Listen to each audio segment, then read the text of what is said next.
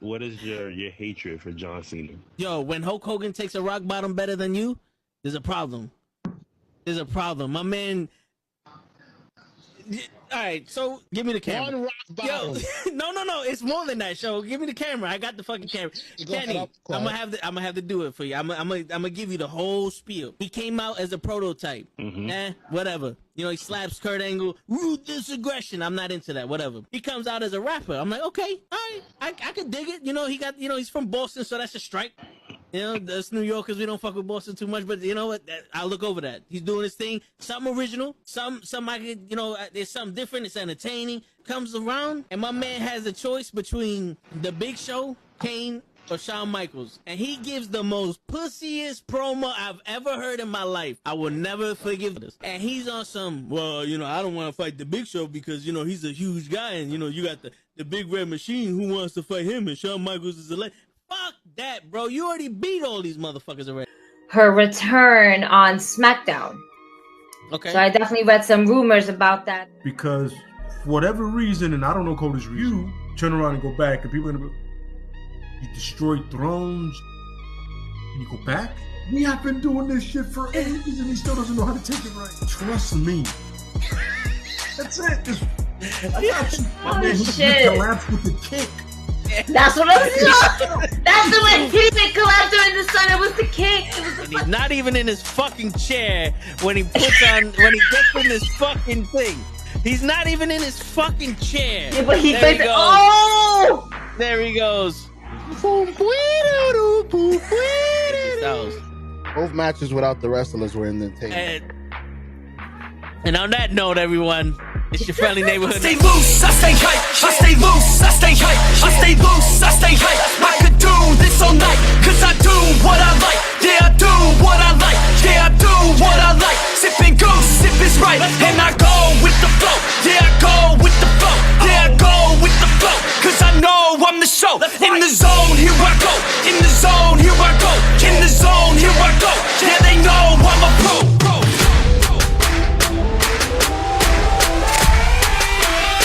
Let's go, let's go!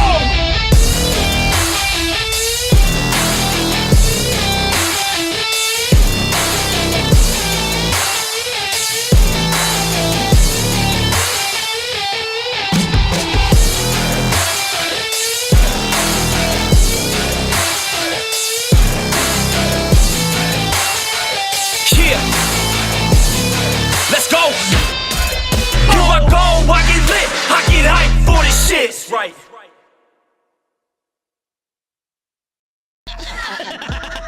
Word. He be like, I got a left elbow and a right elbow. I can break your face with an any elbow. Make sure that you get elbowed in your elbow with an elbow. Got the arm ball, get the phone ball, get around with the arm with the bomb ball. Daddy's gonna take you to Jersey Shore. That's right, baby. It's fucking Thursday night.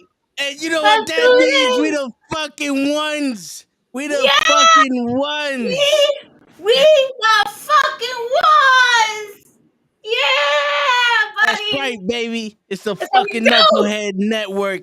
Wrestling Knuckleheads. Tonight's gonna be a special fucking night. We got Cap in the building. We got Gigi in the building. We got Lay in the fucking building. More to fucking come. What's going on, everybody? No, you guys are the ones, and I'm here as well. He's the other one. He said he's the plus one. Yeah. He's the plus one. He's the honorary one. I actually had a friend that we called him for the longest. You're just plus one. We're TFA and you are plus one. And TFA stands for Team Fucking Awesome. And you're just plus one. You're just a guest. You hang out with us all the time, but you're just a guest. Okay, not you, Cap. You fam. You good. No, I got no problem being Kevin Owens to you guys' Uzi. Well, you be like Sami Zayn. Yeah. I'd much rather be Kevin Owens. Can't be mad at that. I don't know. At least he's honest about it. All right. Yeah. He's channeling his inner Uzi through Kevin Owens. Word. You got Anthony in the building, Pimps in the building. What's going on? What's going on, y'all? Dragon Lee signing. Ask a question. Oh man, already, yo, we haven't even said what the weather was like. How's Christmas? None. Just straight to the fucking questions, Anthony. Word. Sheesh. Just my man said Can hi. you buy us a drink first? Word. Hi. So I wanted to know if you think that this should be with Dragon Lee signing with the WWE. Would you guys fantasy book his debut in NXT, and would it be as a babyface or a heel? Well, the last time they signed a luchador, he came in as a heel, and that was Escobar. Excuse me, all puns in Escobar, which is pretty racist because they named him Escobar right away. Anyway, I say now you have him as a babyface, you know, because he can work both ways. But I say there's a lot of things, but bilingual anyway. He should definitely be. Yeah. That's a good Triple H out of anybody. Yep. He's a lot of bad things, but lingual ain't one of them. Lingual one of them. Yeah, I was like, wait, you're saying so? You just admitted to anyway. I mean, so yeah, I would say face. Yo, Lay, you think Escobar is racist, but you're not mad that they called the German Gunther? No, we were furious. Yeah, I never refer to him as Gunther. I use Walter. It's Walter. Yeah. I would say, all I say is Walter. You know why? His mama named him Walter. I'm gonna call him Walter. Word. Just like Butch. Oh, I call him Butch. Yeah, but I call him Butch just because the New Day call him Butch, Botch, and Bitch. So I was like, yo, if the New Day call him that. The thing about it is, you see that smooth transition into now him being P Dunne because of the gear he rocks. Yep. Which he normally did. Yep. He's not dressed like an extra from Peaky Blinders. Facts. He's dressing like Pete Dunne. Yeah, how are he you is. fine big dick gentleman plus? We chilling, Daquan. We chilling, man. It's fucking Thursday night. We the ones, baby. I just like to say that that's probably one of the most unique references to anybody I've ever seen. He said it in the comic book, and I was like, wait, what? What? You know, this might be a show thing, but if I had a dime for every time somebody has referenced me like that, I'd be a millionaire. Wrestling with knuckleheads after dark. We've done that before, so let's act like we haven't. It's happening. Listen, we just started tonight. We haven't even had Jameson. We had no blunts yet. We were not even 5 minutes into this bitch. Jesus. Listen, Anthony, when it comes to Walter saying it was okay for him to change his name, have you seen the checks these people get? Yeah, you just want to call me. You want to start calling me Pablo? Cool. You know what the crazy? I'm with it. You know the crazy shit is hostages at gunpoint read whatever the fuck the hostage taker fucking tells them to read. Also, yeah, true. It's not impressive when they go, "Oh, I wanted to be called that." Sure, I wanted to be called asshole too, but you know. And remember, Walter's one of the few ones that came over from UK after they shut it down. Yep. So he's like, I'm just happy to be here. Word. I'm just happy to have a job. He could have went to New Japan after that, but he was like, I'm just happy to be here. And put on a bang of a match with a guy who should have been out the pasture years ago. Yeah. Just saying. I'm just glad that he's been able to maintain his level of presence. Yes. Being forced to lose that weight. Because I didn't think he would. I thought him being bigger actually worked for him. But now that he's, it's funny because now that he's skinny, he still has that intensity. Yeah, no matter that size that he had before, which nobody had a problem with it except WWE. Well, correction, except Vince. Yeah. Nobody else had a problem with him being that way. You know what I'm saying? And I feel that Walter is better than this Walter, just in my opinion. This Walter may look better aesthetically, but that Walter to me has always been better. Yeah. Always going to be better. Correction, I'm sorry. Yeah. But you're right, though. He's still retained everything that's made him Walter. Yeah. You know what I'm saying? And it also helps that he's the tall motherfucker, too. So he's going to look big no matter what. Absolutely. So, I can't wait to see him live one day. The whole that thing, yeah, that also helps. It's like it's a lot of the way they present them too. Because remember, he has that long ass jacket too, yep. which It doesn't work for a short guy, but it works for somebody that's over 6'3". Any jacket for a short guy is a long jacket. You know what I'm saying? I wouldn't personally know. I wouldn't personally know because I don't wear jackets, but I would, assume. And Taquan, thanks for anybody that has a running joke. Anybody that has a car never wears a jacket. Yeah, running joke because you run into a place and you run back in your car and you mounts. Word. I'm only outside of in the cold for maybe 5 minutes. Look, I need a North Face bubble for and shit. Yeah. And I would love for Walter to beat Honky Tonk Man's record. Walter. Yeah, that's right. Walter. Yeah. I would love when they go to like the UK and they're all chanting Walter instead of Gunther. Yep. Yeah, that would be dope. That'd be great. It also like, yo, who are they talking? I want to hear commentary. What are they talking about? Really? No, I guarantee Michael Cole, try to do that. Michael Cole will ignore it and be like, "They love him here." They'll probably like try to justify why he doesn't go by that name anymore. You know, he doesn't go by that name. But I love it though. His original name is Gunther, and they said, "Yo, why don't we call him a Nazi?" No one's gonna ever know. You know, to be honest, I don't think they thought it through when they first did the name. You don't think they thought it through. Period. I know for a fact they didn't think it through. They just picked a name that sounded really German to them and said, "What about Gunther?" I just don't think they think at all. That's just my opinion. Right. Well, not the last regime. You know, everybody has a regime. Because according to Kenny, Papa H is in charge, and it's all changing and getting better. Stupid idiot. I know he's not a stupid idiot. I think it is getting better. I think it is a lot more watchable than what it was when Vince was in control. All right, it is a lot more bearable than what it was before. All right. So I have a question. Why is the Miz and this dude still in the same storyline from like 18 weeks ago? Yeah, no, that needs to end. I didn't say everything thus far. But I did say it was, all I said was that it's better. That it's better than what it was before. And I will take the bad.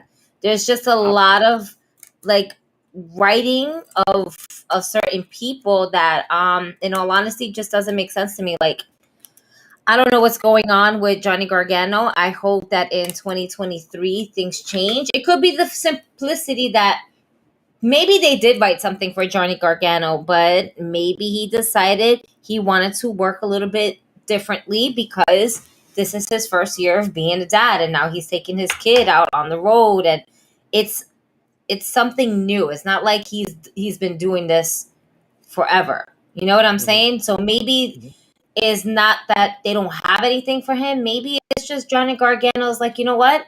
I like it, but right now I just rather work what I can do with Dexter Lumis, and then eventually, figure things out in 2023 where he's going for the IC title, where he's captivating moments nonstop.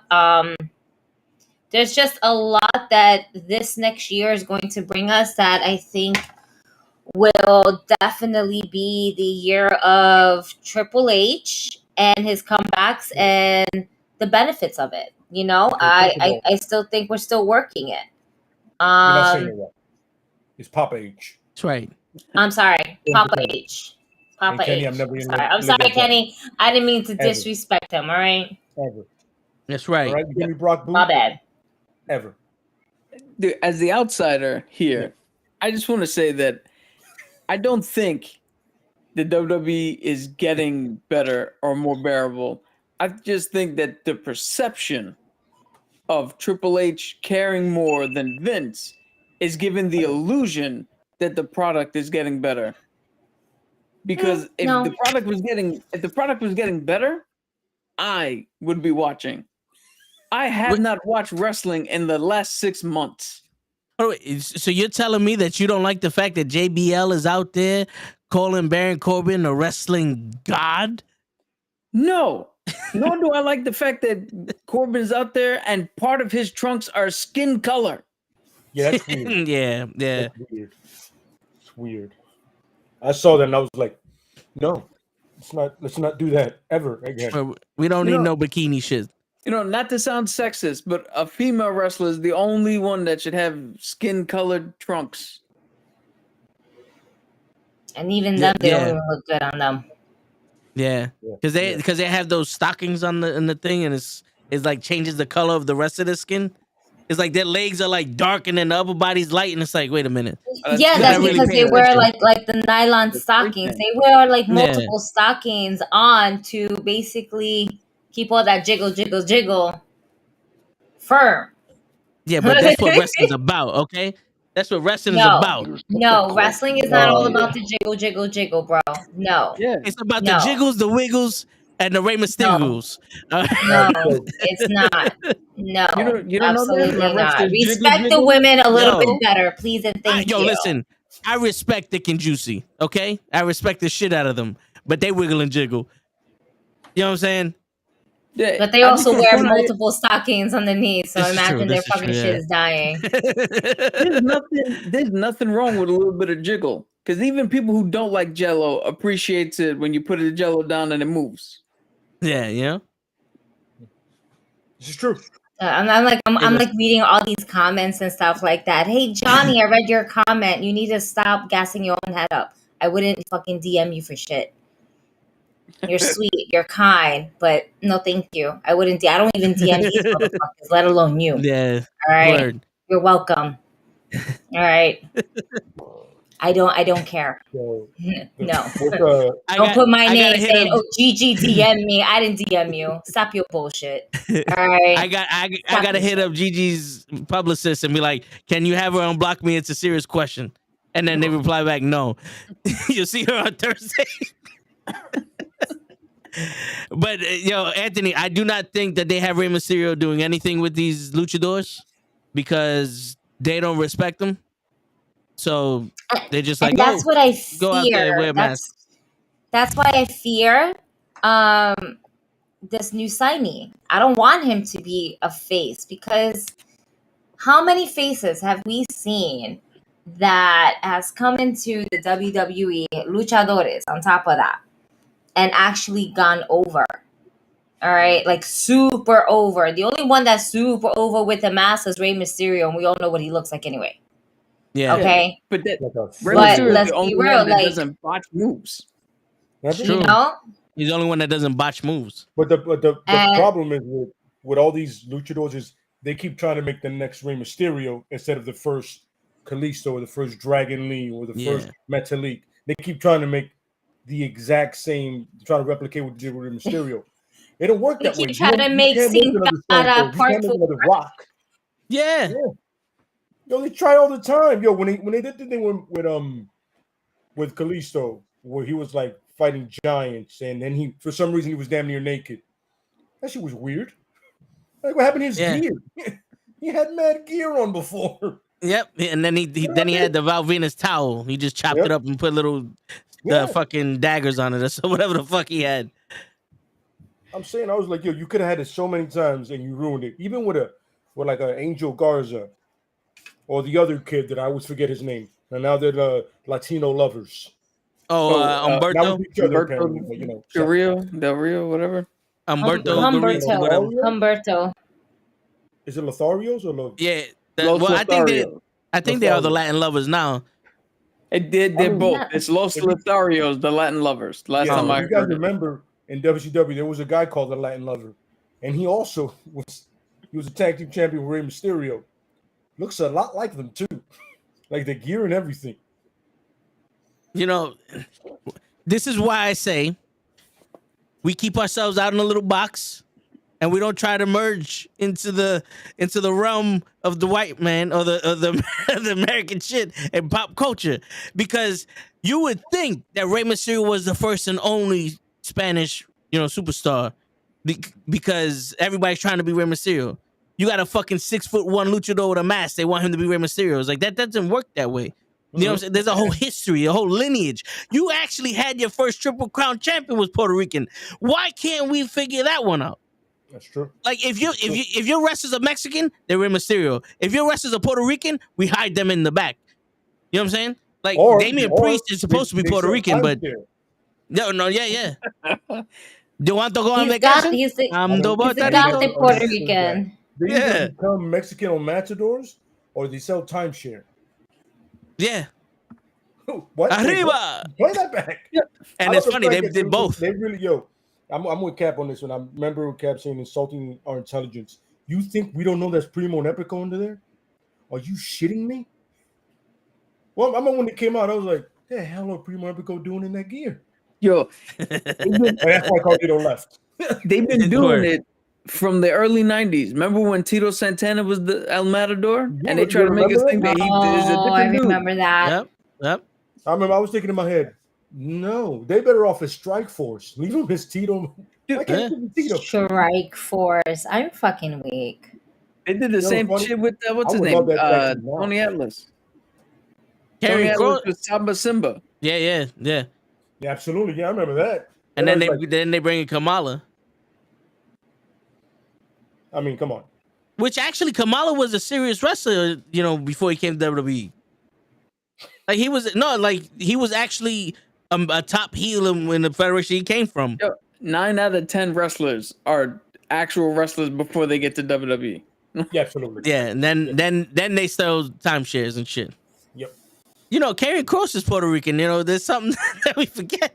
You know what's crazy? I didn't Is know he? that until I think you said it. Yeah. And then I looked it up. I go, holy shit, he is. Yeah. Another Puerto Rican who looks like me. There you go. That's the only ones they hire. The one man gang.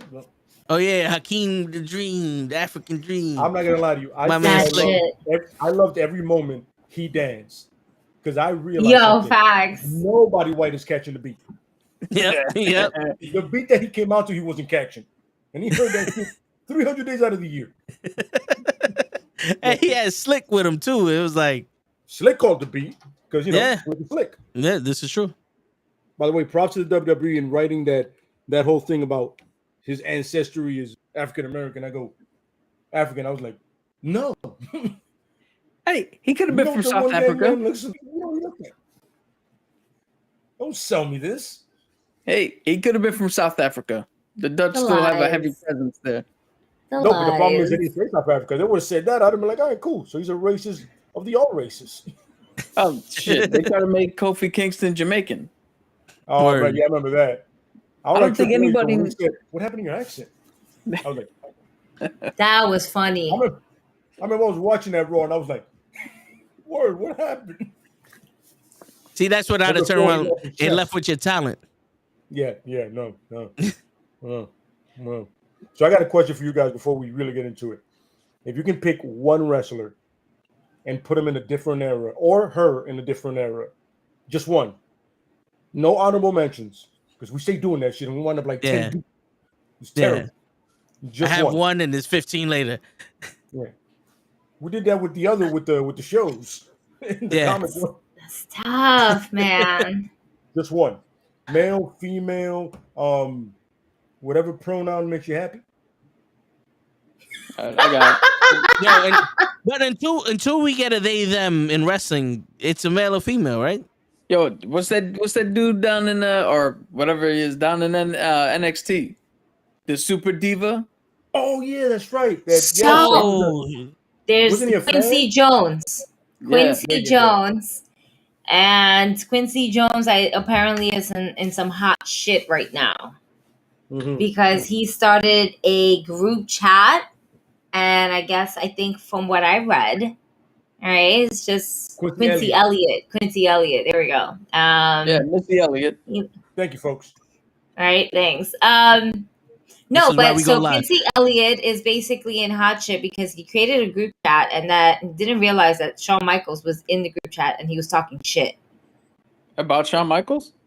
I don't know about Shawn Michaels, but I think about just overall people that he works with. Like he's talking shit about his coworkers. Yo, son, I know that you don't have to be in immaculate shape to be a wrestler. You just have to be in great wrestling shape. But you can't walk out looking like 5 pounds of shit in a 2-pound bag and talk shit about anybody. Yeah, I kind of gotta go with him. 50% of this business is aesthetics, and he failed. My man looked like Viscera's son. Yeah. Viscera's son was wrapped in trash. I don't. You know what it is? Velveteen Dream had a child. I don't get his character, and I understand they want him to be him, and more power to it. But I feel as though is that we're getting too much of. All right, well, I'll just throw it out there. We're getting much of a Velveteen Dream type of character. Yep. And the vibe overall is like, love him because, be you. Right? Yeah. He should be a little more Gold Dust. Like the original Gold Dust. The way I see it is, listen. But there's just, it's not connecting. You're trying to be Sunny Kiss, but you're not Sunny Kiss. Let's just lay it out there. They have Sunny Kisses out there. One of the first ones I seen doing it that way. That's not Sunny Kiss. You know what I mean? The Sunny Kiss can go. You know what the issue is? He needs to do it with females. If he was in like 4 or 5 female group, just like a clique backstage where they're all talking, they're all girlfriends doing this other stuff, catching the conversation, and you see him looking at some dude, and they're like, "Yo, why don't you go talk to him?" That's more accepting, other than him being a fucking stalker, looking like, "Yo, we gotta watch out for this dude." Because there's a difference between admiring someone and we gotta watch out for this dude. Because if he go missing, that's the one we're gonna tell the cops did it. You know what I'm saying? I get it. Yeah. Like I'm not lie to you. I don't know enough about the character. Mostly I don't care enough. Because like I said, I've seen the character. I've seen it in Lucha Underground. I've seen it in AEW. It's Sunny Kiss. I know this character already. Yeah. But except it's in a sense of it's more focused on the wrestling with Sunny Kiss and more with theatric with Quincy Elliott. That's the difference. There's more theatrics here than actual wrestling. You know what I mean? Nah, I hear you. Yo, we just got an update from Pro that AJ Styles injured himself and he sent us the video. Holy shit. Yeah, so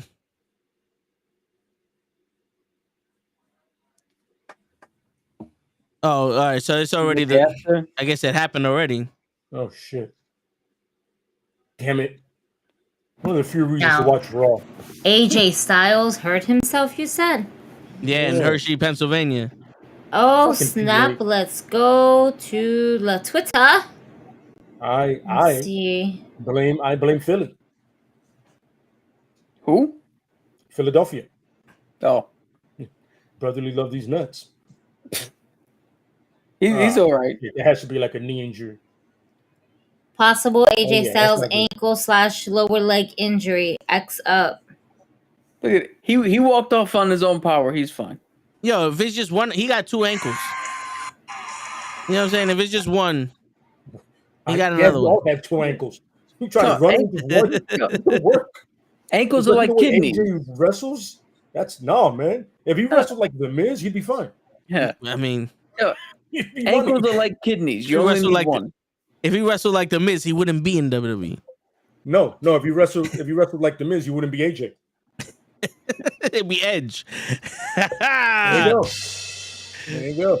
We don't fuck around here. So I got an answer to your question, Lay. So you got an answer. I figured Cap would be the first one. I had a feeling. Oh, well, I had an answer also, but we just go with it. My man here, the Macho Man. Mm-hmm. And let's bring him in today. Let's see what it's like for somebody who has that much fucking talent on the mic, that much talent in the ring, that much talent to actually create a match, and a unique presentation where, unlike Seth Rollins, he doesn't look stupid when he comes out in different colors and sparkles and all this other shit. So that's another. I want to touch on that later. Please remind me of the Seth Rollins thing, because I got into a bit of a, not an argument, but a discussion with somebody, and I shut him down, and they got kind of tight at me, and I was like, I'm not saying he's not good, but you're not getting it. But the thing with Macho Man, I always remind people, Macho Man is like 6'2", 240, and can move. So he fits in perfectly right now. You know what I'm saying? People forget that elbow drop was smooth. Yeah. He got height. And for some reason, his muscle memory was crazy because it was always the same. Because what I noticed was that he slid on that elbow drop. If you ever watch it, he lands feet first and slides into the elbow drop, where everybody else kind of like lands on their side. That's why his elbow drop will forever always look different than everyone else's, because everyone just emphasizes the getting the elbow right, but they don't see how he lands. Like he pretty much lands on his feet and slides like a baseball player. Boom, and that's why it looks smooth as shit. Play baseball. Yeah, and like Shawn Michaels, CM Punk, Caster, from fucking Acclaim. Yo, CM Punk's elbow is always trash. Oh yeah, between Shawn Michaels and Jay Lethal, the Hail to the King, and then Shawn Michaels is. But the Hail to the King was perfect because somehow he figured Macho Man's body, like the way it moved. Yeah. But yeah. So I would love to see You're right. You imagine Macho Man kind of promo now, but like, yo, he got to be on something, bro. What the hell was you talking about?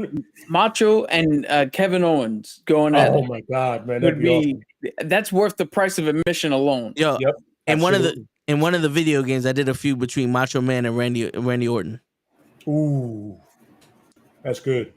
It's good. Which Randy wins? It's good. I put my money on Macho Man just because he's shit in people's bags. Yeah. I put my money on Macho just because he's beating the shit out of Orton's father. So he can beat the shit out of Orton. My person would be Bam Bam Bigelow.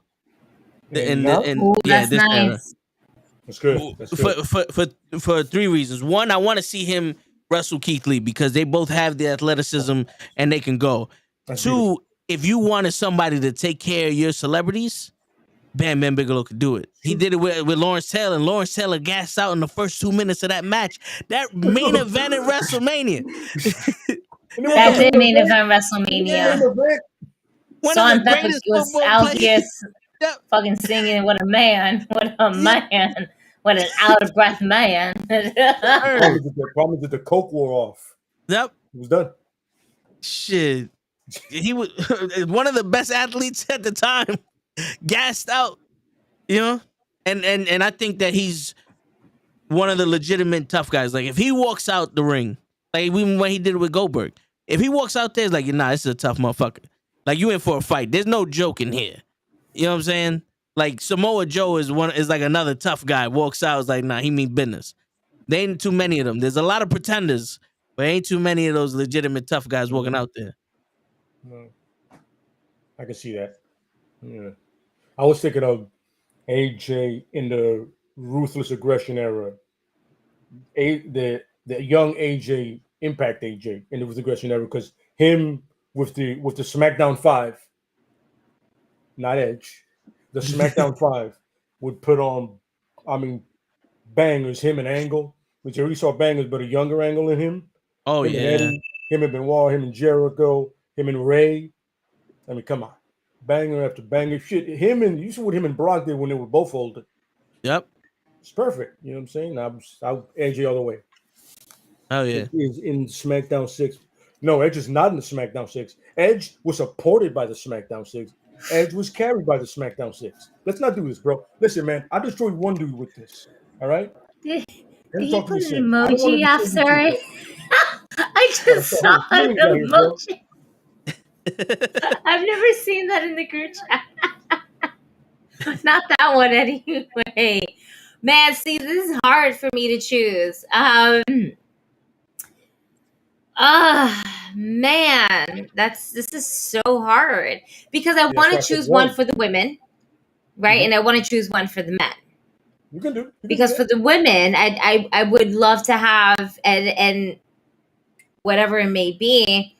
But for the women, I would just love to have back, and it's a toss up between Sensational Sherry and, in all honesty, Chyna and the Ninth Wonder of the World, mainly because she gets into the wrestling matches and everything like that. I would love to see Chyna versus Rhea Ripley now. Oh, yeah, or Raquel. That's going to be a Raquel too, but for me, in all honesty, I rather see her with Rhea Ripley because they can go, and also Piper Nevin. Yeah. 1 second, I want to. You can do drop. Yes, I'm picking Chavo over Edge. What is wrong with you? Have you seen Chavo wrestle? Shut up, man. Go watch it back. I'm sorry. Chavo. Sorry. I'm sorry. I can't get over the fact that they made Chavo turn his heritage on as Kurt White. Christian. Yeah, that's the one. Not him. Is better than Edge. What in the ring? Belt to belt. I'll put him any day of the week. He's better than Edge. Belt to belt. He's a fucking Guerrero, bro. It's what they do. I'm talking about Christian. Who, Christian? Yeah. I feel Christian is better than Edge. I've always felt that way. To me, I feel like Christian was the one who saved TNA. I agree. Christian was the guy who carried TNA into that era of, oh, wait, we got money to get Kurt Angle and some other people. I cannot not agree with you. The only thing Edge did was show Lita cities on Raw, and that was 100% Lita. I'm telling you, son, I can do it all, except for the John Cena thing because they were mutually bad. Everybody else elevated Edge. When he was with Randy Orton and he had that feud with DX, well, look what I'm saying. You have Shawn Michaels, Randy Orton. Triple H is also there. He's nice. He can spit water real well. And he got one of them noses. Like Van Dam said, yo, when you do that, it's dope. Like, yes. By the way, that's the way you do the stoner thing, like Van Dam did it. Yeah. Word. I'm still in the process of trying to find like the video of how AJ got hurt, but all I got was basically what Pro sent us, and just a picture of them surrounding AJ getting hurt and stuff like that. Like he's leaned up against the stairs. Phenomenal forearm, and he just slipped. You know what I'm saying? Because if you look at where he's at the ring, that's usually where he does it from, like the edge, and he comes across. Yeah.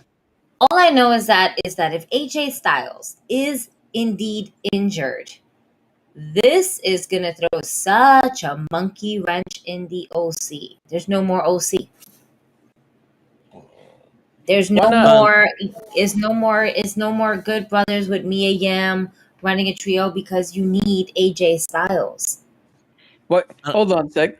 Why not do the same thing that they did with Judgment Day and Rhea, and let Mia Yim run with this?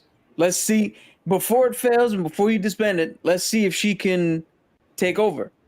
That's true. I mean, now, you can. Do they have the balls? That's a good question. So Papa H is there. Oh, now right? Let's see. Now Papa H is supposed to be different, right? Now the ball is out of Stephanie's purse, apparently. Let's see if he uses them. Does he have the grapefruits? No, but it's the thing. But Rhea Ripley is just so over herself. I mean, right now there's bigger plans with Rhea Ripley. You know, she right now is opening the forbidden door of intergender wrestling, and I'm okay with her being in that role instead of going back to fighting Mia Yim. Yeah, I think Mia Yim should. I don't think Mia Yim should be part of the OC. I think Mia Yim needs to be on her own. I don't think she needs a faction to go ahead and be part of something that's going to be big when she's already something big. Yo, that was weird when they picked her. I was like, she has no history with them. Huh? Are they? They have some type of history because we have to think about Impact Wrestling. All right. But and this is just for the OC. It's only for the Good Brothers that I can think of. Her history with AJ, I honestly don't know it too much, so I can't really speak upon it. But it would have been Shelton Benjamin, that would have made sense. Like her and Shelton, like great friends. Yeah, and not for nothing, that's the match I want to see. I want to see Mia Yim versus Shelton Benjamin. Give me my match. Give it to me. Yeah, I'm gonna be Batista right now. Give me what I want. Give me what I want. I just thought Stephanie. It's crazy. What, wait, Mia Yim and Stephanie? No, Stephanie. I don't ever want to see Stephanie McMahon in the ring again. I don't want to see her on TV. Oh, hey, she was good at WrestleMania. What? What'd you say? Well, no, she listen. Was good against Ronda Rousey. Remember, she was in the ring with Ronda Rousey, so she was one of the best wrestlers in that match. Her and Kurt Angle held that match together. That to be, or you die. Yeah. It's like wrestling old Goldberg. There's a chance you die. Well, not unless you're Bobby Lashley, because you ain't dying then. No, it's always a death match until You survived. You know what I'm saying? Until that, when it's Goldberg, it's an unofficial death match. Yo, It's even more dangerous than it's explosive than AEW. You know, if Taz didn't copyright the saying "Beat me if you can, survive if I let you," they'd have gave that to Goldberg. Yep, absolutely. Yo, you know something, man? What do you call it? Those explosives in AEW? Moxley came about this close. Absolutely. From looking at one of them. Yeah. He almost got like came even further away. Yeah. They almost felt the warmth. Yeah, they were getting in contact with Gilbert's people because Gilbert had all the right fireworks and pyro and explosives that they needed for that ring. Yo, I swear to God, I would have never had anybody in the crowd except for professional wrestlers and digitally put that fucking explosion in there. It would have looked like the entire stadium blew up on motherfuckers. All they had to do, you guys remember Wrestling Society X? Yes. Yeah. All they had to do was for us at home, shake the fucking camera. Like they used to. We don't know what the fuck's going on. Oh my God! What's going on? Because to watch Moxley cover Omega, like something's gonna happen, sniper down, and nobody's firing. Let me get a red marker so I can just like break the top open and just like, oh my God, I got cut. I'm bloody. The Cloverfield technique. It looked like we were watching the what do you call it? Like we were watching rehearsals. Like they were like, all right, we're just gonna walk through it. Nothing's really gonna happen. Yeah, but sorry, really quickly, Anthony, this is the thing though. Her nickname is HBIC, right? Head baddie in charge, really head bitch in charge. But they haven't been using that. All right, they haven't been. She's Michin, yeah. Some shit. Right? They're not calling her the HBIC. If she was the HBIC, I'd be fucking with it. I think it'd be dope. But in all honesty, she doesn't need to be in a faction.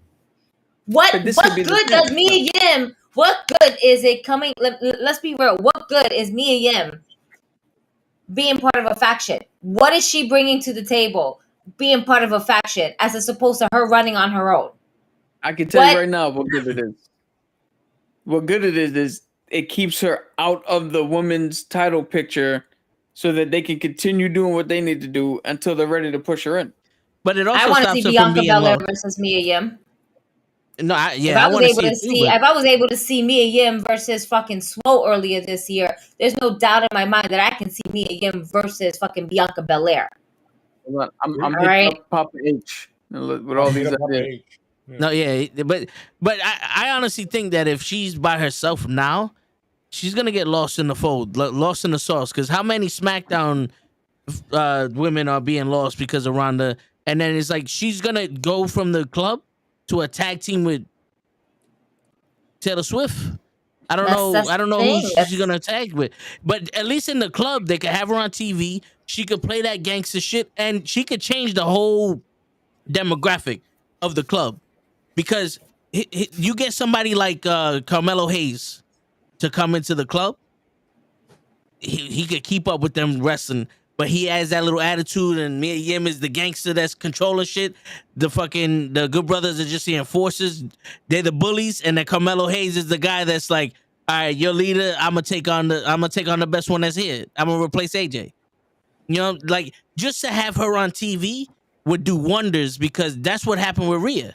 She got injured. She didn't do nothing, but she was out on TV showing her personality, and we fell in love with Rhea Ripley all over again. I know she had that big problem after WrestleMania because she got a taste of Charlotte. Charlotte brings people down. Yeah, it wasn't Flair.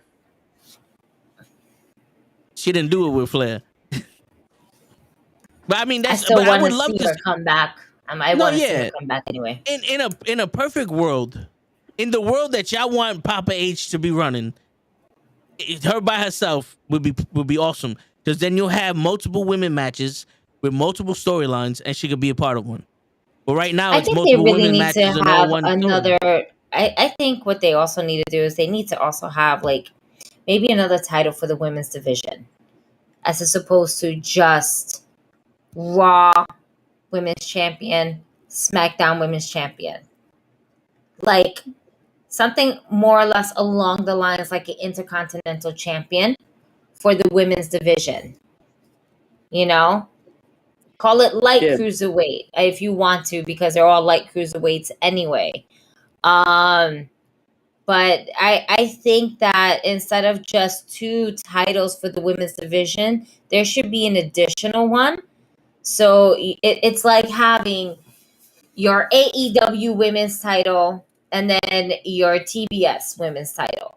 You know, it's something else. And it gives the women a little bit more to kind of showcase besides always being part of a tag team. And tag teams that just don't fucking make sense at this point. At one point, we were actually forming tag teams that make a lot of sense. You know, your Sasha, your Baileys, your Iconics. All right. Tamina and Tamina and Natalia. You know, you had women that actually meshed well together that was creating a great women's division. But then all of a sudden, the buck stopped there with them. And then they got lost in the sauce with, what else? We'll just put these 2 together. That's not forming anything meaningful. Y'all could have had Tegan Knox and Shotzi Blackheart. That was fun to watch. They might have been 2 separate personalities and stuff like that, but they can move. Yeah. And they would have came in as a team also. Right. Yeah.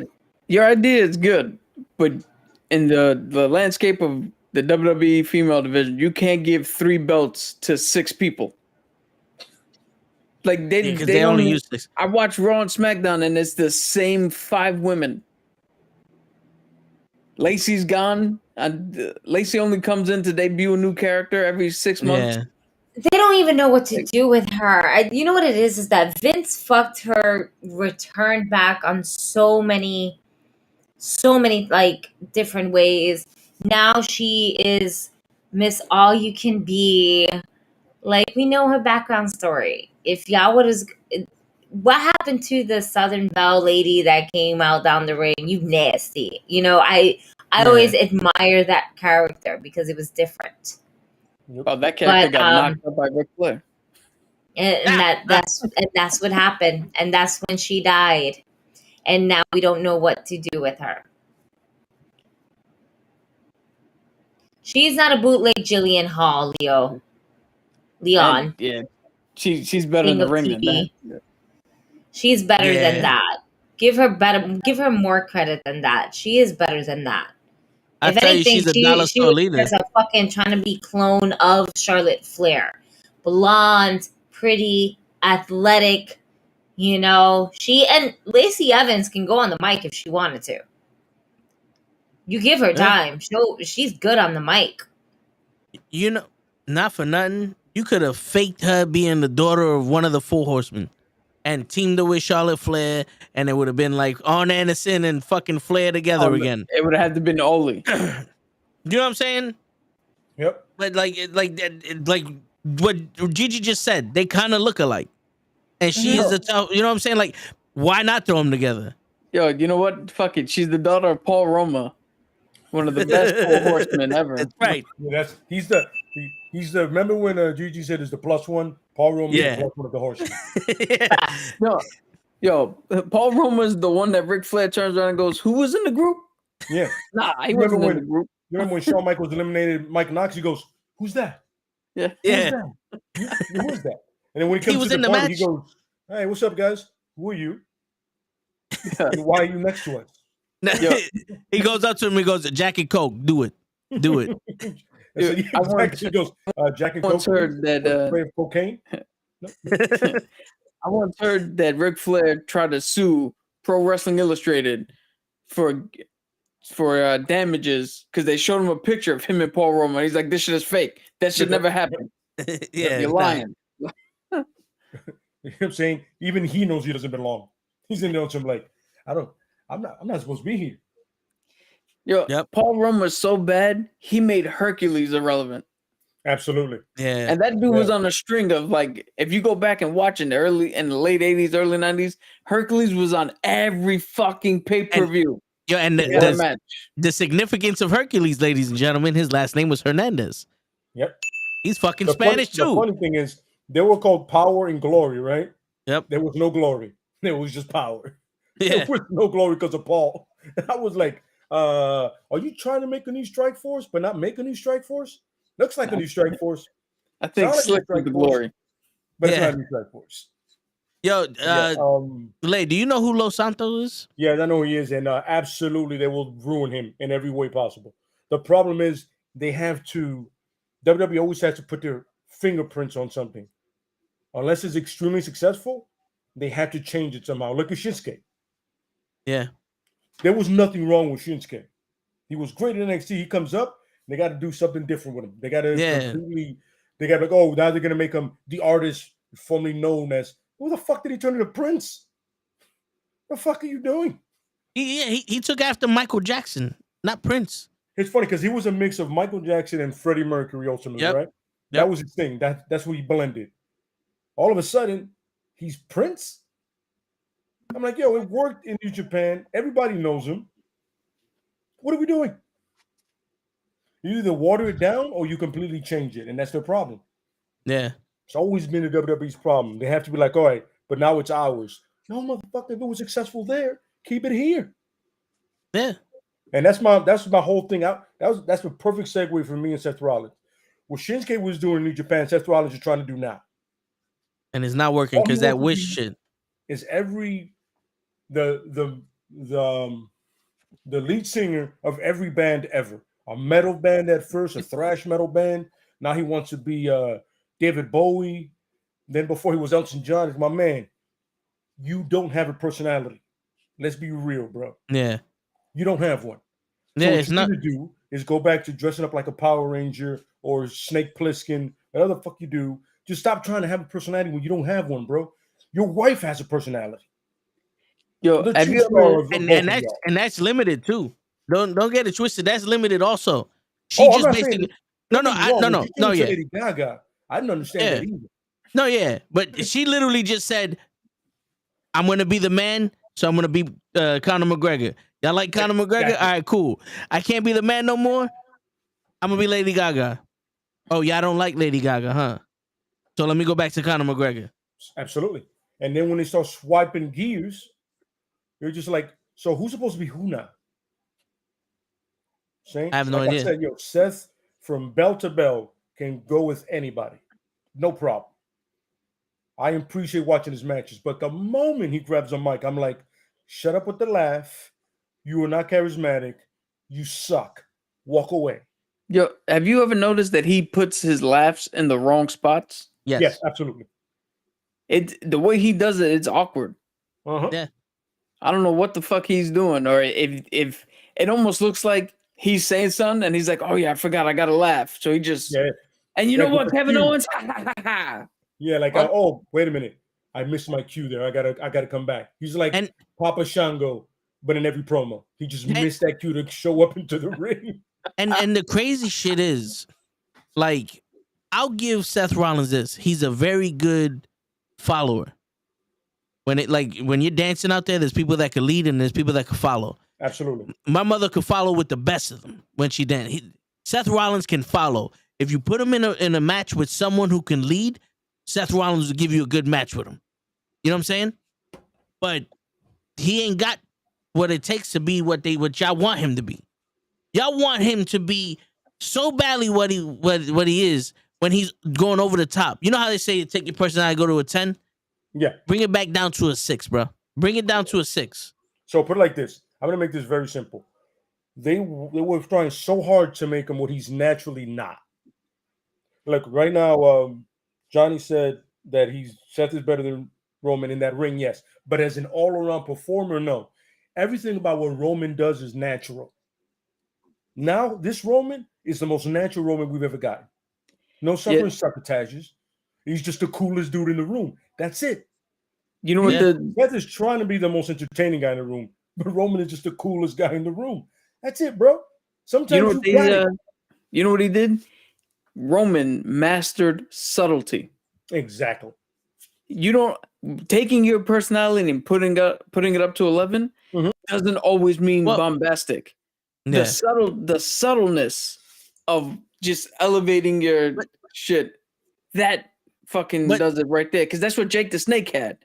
Jake the Snake was subtle, but effective. But you know what? Also, the thing is, he has intention. He speaks with intention. Seth Rollins doesn't. Because, I didn't watch the video, but some cocksucker compared Seth Rollins to Macho Man. Oh, and that's not the case. No. I saw a thumbnail of that. I don't know if it's a fact. I saw a thumbnail of that, and I took that shit personally. Yeah, but there's no intention with Seth Rollins. No, it's just do. If his character was trying to be like the Joker, and he started fucking with people like that, and just started laughing, and he that 20 fucking minutes of him and Roman Reigns at the Royal Rumble was gold. And people hold on to that. I'm not going to hold on to 20 minutes when we got 5 years of this shit. But you know what I'm saying? Like, if he would have did that with other people, if he would have did like a Fiend, but the Joker version of it, it would have been awesome. You know what I'm saying? Like, you're sitting there with Bobby Lashley, and now you want to talk about you can't beat Brock Lesnar. Well, why don't we go further back, Bobby? Like, why wouldn't you, like, fuck with him more? You know what I'm saying? Like, come in with the New Day shit or the new, like the fucking Hurt Business fucking song or something. Absolutely, fuck with him. Let him know, like, the Elimination Chamber. Yeah, like, the decision you made to end the Hurt Business was the wrong one. Like, you know what I'm saying? Like, if you fucked with him week by week, it would have made the story interesting because all we're getting is Bobby Lashley versus Seth Rollins. There's no story to it. There's no intention to it. There's no purpose for this. Yeah. That's why a lot of the time on Raw and a lot of the times on this show, I tell y'all, I don't want to see that shit no more. Like Bianca Belair and Bayley. I love them both. I love them. I would love to watch them wrestle 10 times out of 10. I don't want to see that match no more because there's no purpose for it. You're just throwing the match on TV. Absolutely. Yeah, agree. Yeah. Real quick, the thumbnail that Toe was referencing, it's not a video. It's actually just a list. Okay. And it's current day superstars and their Hall of Fame counterpart, which I actually want to bring up to you guys because there's one on here that I'm gonna find the writers of the Sportster, and I'm gonna punch him in his face in his house in front of his kids. God dang! That's perfect. Wait till you hear it. So what is it? The first one is Seth Rollins and his counterpart is Randy Savage, which no. Wrong. Yeah. Randy the little cream of the crop is more than him. Little cream of the crop. Yo, this one's gonna get you mad. A cup of coffee, man. Because it's Walter and his Hall of Fame counterpart is the British Bulldog. Psych! No. No.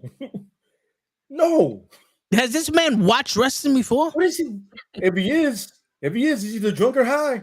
He's fucking racist. Yo, that's racist. Yo, because they're both from the fucking UK. Is that why he I guess so. Yo, that's fucking racist. He's Gunther's not from the Regal. UK, but right? Yeah. Regal, maybe. Dude, he's not in the Hall of Fame, but counterpart. Lay, this one's for you. Yeah. This one, Lay, is gonna make you want to go find this dude in his house. Right. Bayley and her counterpart is Edge. Oh, shut up, bitch! No.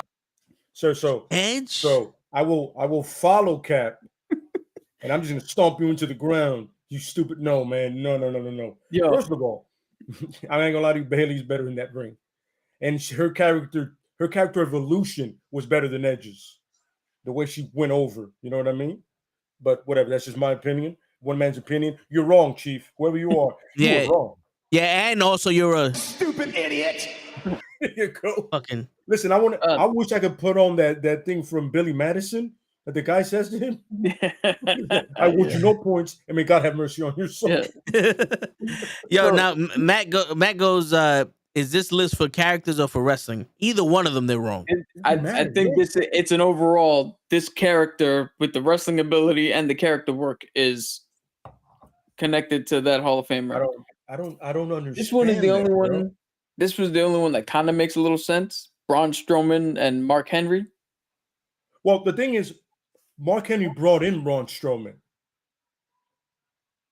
You know what I'm saying? Like he brought him in to the company. Yeah. So I can kind of see that.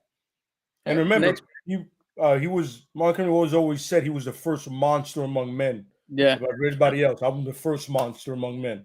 And then Braun Strowman, in honor of him, goes, "I'm the monster among men. Since you hooked me up, and I'm getting paid millions for just being okay." The next one is Ricochet, and his Hall of Fame counterpart is Rob Van Dam. Which I can get because move wise they're the same, and personality wise they're both blank. Yeah, well, yeah. Well, yeah. you know something. To be honest with you, I would put him with Too Cold Scorpio. Yeah, but Too Cold had, even when he was Flash Funk, he just had a charisma that was just so apparent that you gravitated to him. It's easy that you can watch Ricochet and forget that he's in the match. God damn, bro.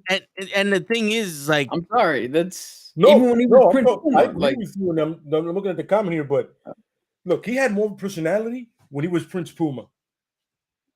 Yeah, he didn't even speak. I'm just saying. But the crazy shit is though, my man on like TikTok or like outside of the ring, he has a personality. And this is for you. Like, what you just said is one of the most insanely idiotic things I have ever heard. At no point in your rambling, incoherent response were you even close to anything that could be considered a rational thought. Absolutely. Everyone in this room is now dumber for having listened to it. I award you no points, and may God have mercy on your soul. There you go. First and foremost, I want to say one thing. He could have just said you were wrong. But this dude said, wait a minute. I sat through that whole shit, and you got to understand where I'm coming from, brother. Because I feel like they all do. I absolutely love that shit. There's so many people I want to do that to. Just ramble that thing off to them and be on something like that. I mean every word of it. And the guy that made that list, you deserve that. Yeah. And what Cap said, and get it stomped out. Yeah, we haven't even gotten to the one that pissed me off yet. Which one? We'll get there. Next one is Cody Rhodes. And I don't get this one at all, but Ricky the Dragon Steamboat. No. I don't think Cody has reached that level. No, he hasn't. But you know what it is? When he tore his pec, everybody started blowing him. Yeah. I've never seen a man be hated for leaving AEW and loved for joining WWE. It's the same fucking sentence. And Kevin Durant, bro. The Kevin Durant of wrestling, I'm telling you. Can't beat him, join him. This next one should be the easiest no shit of all time. AJ Styles and his counterpart, Shawn Michaels. Yeah. That's the only one he got right. It's funny. Out of all that, you made one in. This is the one in which I hope one day somebody shows him a clip of this, whoever wrote this, and I'm going to jump through the fucking screen. Finn Balor and his Hall of Fame counterpart, X-Pac.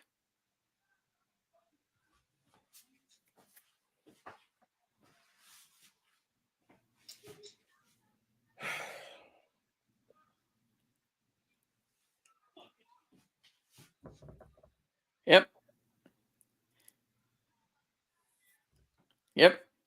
That's the one that makes me want to go. And you know what? I don't even want to hit this dude in his house in front of his family. I want to hit his family in his house in front of him.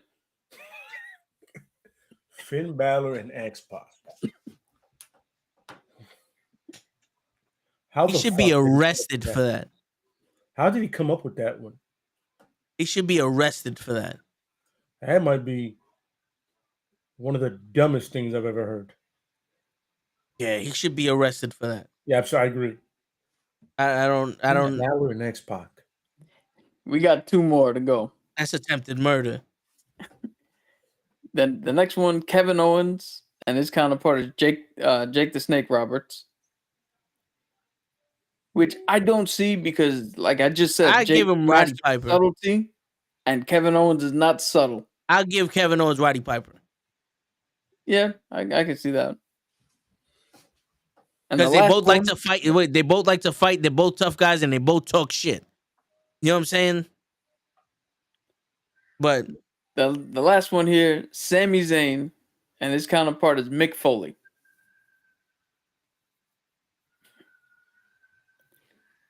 I mean, well, with the versatility of Mick Foley, well, I don't see Sami Zayn showing up as 3 different wrestlers. I mean, he could. El Generico, Turpentine. Turpentine, what? X-Pac, Finn, what? And one of the things is like, oh, there's he, like X-Pac, he didn't let his size get him down. It's like, can I just want to respond to him real quick. I want to first make him understand that in New Japan, there's the Junior Cup, there's a Junior division made specifically for guys the size of Finn Balor and such. That didn't matter. It didn't fucking matter. He was in a division built for guys like him. And it was perfect for his size. If anything, it was an advantage. Go away. Not for nothing, I would put Finn Balor with Eddie Guerrero. If you're gonna do Hall of Fame. Yeah. I'll put him because of his thing with the group. I can put him with the Jericho because he became the rock and roller, the Ayatollah of rock and roll. You know what I'm saying? Yeah. You can go with either one of those and it wouldn't make sense. You know what I would put with the way they treat him on the main roster? I'd put him with Arn Anderson. Because he's the workhorse. Yeah. That you could put in there and he'll go with anybody. Good on the mic, good personality, good look. But he's never really going to be that guy. But you can put him with that guy. And you know who do we have to blame for that? Seth Rollins. Yep. You know, not for nothing. And I know we're not supposed to say this, but I think if you're not gonna put Walter with William Regal, Chris Benoit. Well, that's the name that can't be said, but I agree. You know. And if you wanted Seth Rollins, Seth Rollins, I would put Kevin Sullivan with Seth Rollins. Yeah, that I see more. I see that. I see that. I'm not even mad. I was going to put Seth Rollins with Glacier, but that's just me. Yeah. You know what I'd put Walter with? Vader. Before the weight loss? Yeah. 2 imposing guys that when they hit you, they're hitting you. Yeah. Oh, what's his dude's name? The dude that fought. No, the dude from Japan that fought Vader and popped his eye out. Stan Hansen. I was thinking the same thing, dude. Or either him or the guy that died in Puerto Rico. They got stabbed up. Bruiser Brody. I could see Kevin Owens more like a Stan Hansen. Yeah. Well, look, now we're making more sense than whatever that was that he said. I mean, you could have said a fucking bullfrog is Seth Rollins, and we would have made more fucking sense. No. X-Pac and Finn. What the fuck, man? Yo, at no point did Finn Balor even resemble the 1-2-3 kid when he first came. When he was a young boy in Japan. I would have accepted D'Lo Brown more than X-Pac.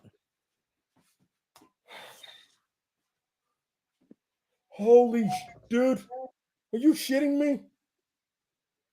Yo, Leon goes, CM Punk was more Stone Cold to me. I don't agree with that at all. No, sir. Sorry. I mean, don't get me wrong. Evan Owens, Bruce Bros. Yep. Yeah, CM Punk had his moment, but no, not that. That's what I'm trying to tell you guys. The thing with wrestling is you're trying to recreate a character. You can't do that. You got to be you. There's only 2 people. Yo, the new Kevin Owens. There's only 2 people that successfully took in other people's characters and became became great with them. Hogan with Superstar Billy Graham, and Ric Flair with Nature Boy Buddy Rogers and Adonis. Yeah, you know what I'm saying? Yeah. They took bits and pieces of their character, the flair, the way they spoke, and all other shit, and they ran with it. Now, here's the thing. They took the top guys in their generation and resembled them, and they were the top guys in their generation. You compare John Cena with Hogan. Why? Because what did John Cena do? He appealed to kids. When Hogan was big in the 80s, he appealed to kids. That's the only similarity that they have. They were the top guys, and they appealed to kids. That's it. Everything else, they don't compare. You know what I'm saying? Because you want to talk about merchandise sales, that's Austin. You want to talk about Make-A-Wish, that's Randy Orton. I believe Randy Orton had one point had the record for the most Make-A-Wishes.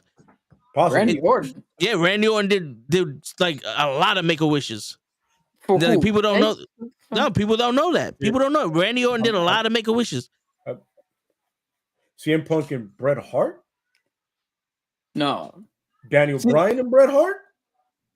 Yo, I agree with what Pro said before. CM Punk is his own. That he's the guy who he didn't emulate anybody. He came in as his own. Yeah, that's why it's hard to put him with somebody. Well, actually, I can put him in. I could see Bryan Danielson as more of a Bob Backlund kind of deal. I was gonna say CM Punk and Bob Backlund. No, just because of the attitudes. Bob Backlund was 100%. I'm me, and I hate all of you. Wait, but you're remembering Bob Backlund from the 90s. The original Bob Backlund. Oh, no, yeah. Nothing like that motherfucker was just toast. But then you're telling me that Bryan Danielson's good. And I can't accept that. That's what Lay said. I didn't say that. That's what I'm saying, yeah. I'm talking about the similarities in the styles. Dean Ambrose was more Stone Cold. All right, I'm sorry, that's just dumb. There's no one that's more Stone Cold than no one. Stone Cold can be Piper, a little bit of Piper, but there's no one that came as Stone Cold. The closest you'll get to Stone Cold is maybe Samoa Joe, and that's only because when he walks to the ring and has a mean mug, it looks like he's really pissed at you. That's it. So that's what I'm saying. Dean Ambrose is Mankind. Dean Ambrose is Mick Foley. Yeah. I can see that. It's funny. I wish that program would have happened too between him and Foley. That'd have been a great death match, man. They would have done it. Yeah. You know what I'm saying? Because they're both out of their minds and they don't care about their bodies. You know what I'm saying? So now that has just got another question brewing in the old noggin here. So you can make a tag team with two people of any different eras. Both from female tag team and men. But the problem, that's the thing I was trying to think when Gigi said women. The women's wrestling really evolved in the United States lately. Now in Japan and Stardom, they were they're still killing it now. Yeah, they've had more 5-star matches for women than they had in the U.S. so far. They're killing it now. But well, for the women, your first question, yeah, I would bring either Jacqueline or Ivory. Now to tag with who? No, I'm talking about that past. No. Those people bringing them from that era to this era. No, what I'm trying to say is you grab one from this era, one from the past, and you put them together to tag together now. Because to answer your first question, when you was like it's hard to bring in the woman, that would if we was doing women, that would have been my answer for the first question. You know what I'm saying? But two people to tag team in any era, male and female. All right, I got in a gender tag team or two tag teams separately. I'm talking about 2 women, 2 men. Okay. All right, I got the tag team. I got the men's tag team. Okay. You good, Gigi? She needs a moment. Oh, shit. I just realized. So my tag team would be Shinsuke Nakamura and the Great Muta. Ooh. And they're going to wrestle, too. They're wrestling. Yeah, New Year's Day. Yeah, New Year's Day, they're wrestling. That should be fun.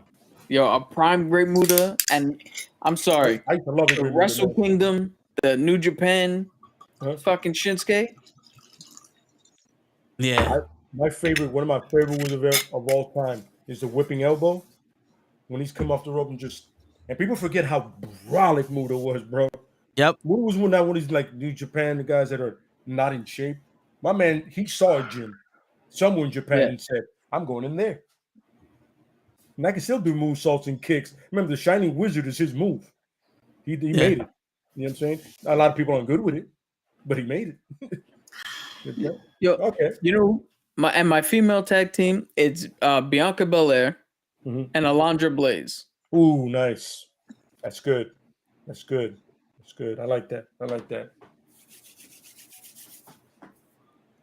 I'm completely lost at anything because I didn't have my headphones on. All right, so what we're doing is we're taking two men from any era and making them a tag team, and doing the same thing with two women from any era and making them a tag team. I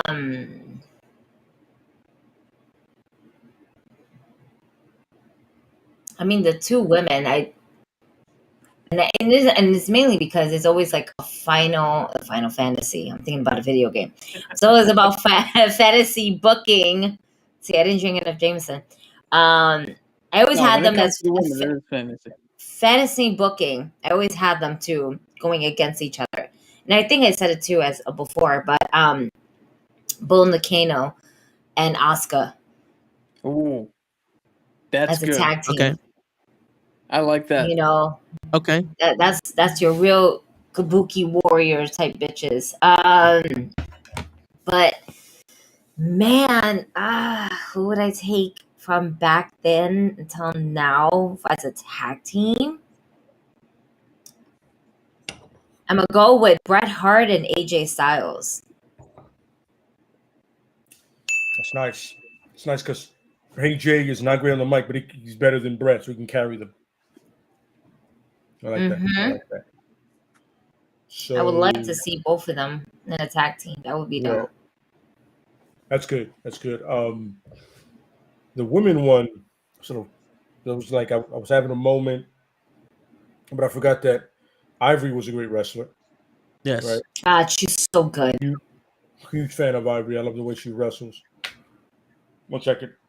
Sorry about that. So good. And I would have her with damn, they changed her name. What is her name now? Skyforce? Io Sky. Io Sky. Io Sky. Dakota Kai. Io Skyforce. Yeah, her. Yeah. They changed her name. So Ivory and her. It's a good contrast of styles, but you can see it working together in any era would they go. But mostly this one now. You know what I'm saying? And the men, that one I was having a problem with for a moment. That was like kind of tough. But I was thinking Finn Balor. I'm sorry, once again. Whew. Finn Balor and Eddie Guerrero. Okay. Ooh. Okay. So for me, yeah. Okay. No. Get finish. I was about to say like, there's no way the promos aren't dope with those two. Yeah. Sorry. You know what I'm saying? He goes, "You're from, and I'm from, and that's it. We're doing it together." So for me, I have some unorthodox tag teams: Kurt Angle and Sid Vicious. Ooh. That would be my tag team. Funny. You know, I can see it working for some. I don't know why, in a weird way. Especially the promos, because we'll understand Kurt, and then he'll look at Sid when he does something and go, "We can't do it again, bro. We live off screen. Let's get out of here." The word. Let you talk. Yeah. And for the women, Sensational Sherry and Bailey. Ooh, okay. That would be fun. Okay. That would be a great way of, like, if the way Bailey's character changed is because she's chilling with Sherry. Yeah. Like, it's trying to rub off on her. You're like, okay. See, how are you not writing this? I low key, you said Sid Vicious. I low key want Sid Vicious and R-Truth together. Oh my god. Oh my god. Just for the promos. I don't even know if that's PG. My god. I want all of that. R-Truth is gonna be like, "We are live. Are we live? This could be for main event. We're gonna be on main event." Yeah, she's walking by with a ladder. Like, "What are you doing?" And I got half the brain that you do.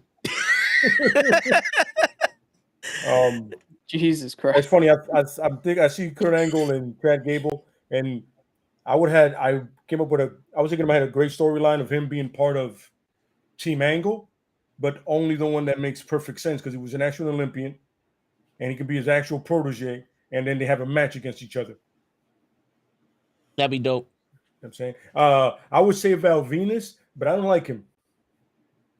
Hello, Venus. Yeah, Val Venus is the Val Venus, Rick Rude. You become a cut now.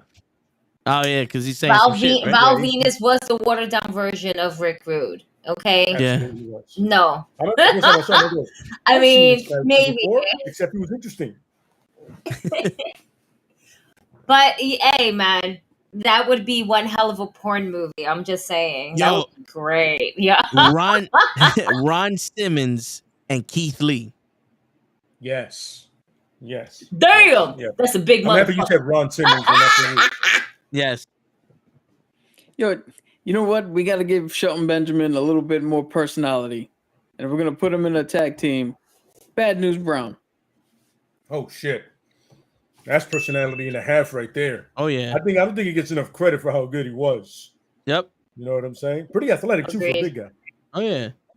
He did the Insiguri when people weren't leaving their feet. But see, that's not right.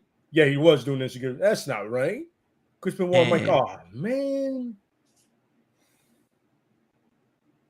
Powerhouse Hobbs and Bam Bam Bigelow. That sounds like a dope No, type. No. Bam Bam Bigelow and Jeff Cobb.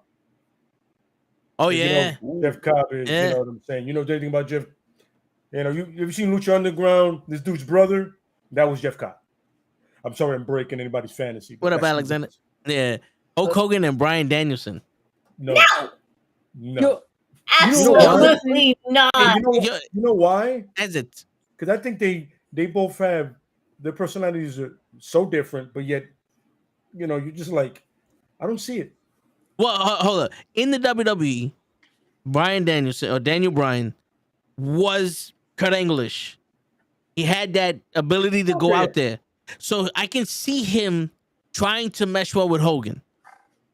And just that the opposite styles of wrestling can work as a team. But I don't think they would mesh well together with the speed.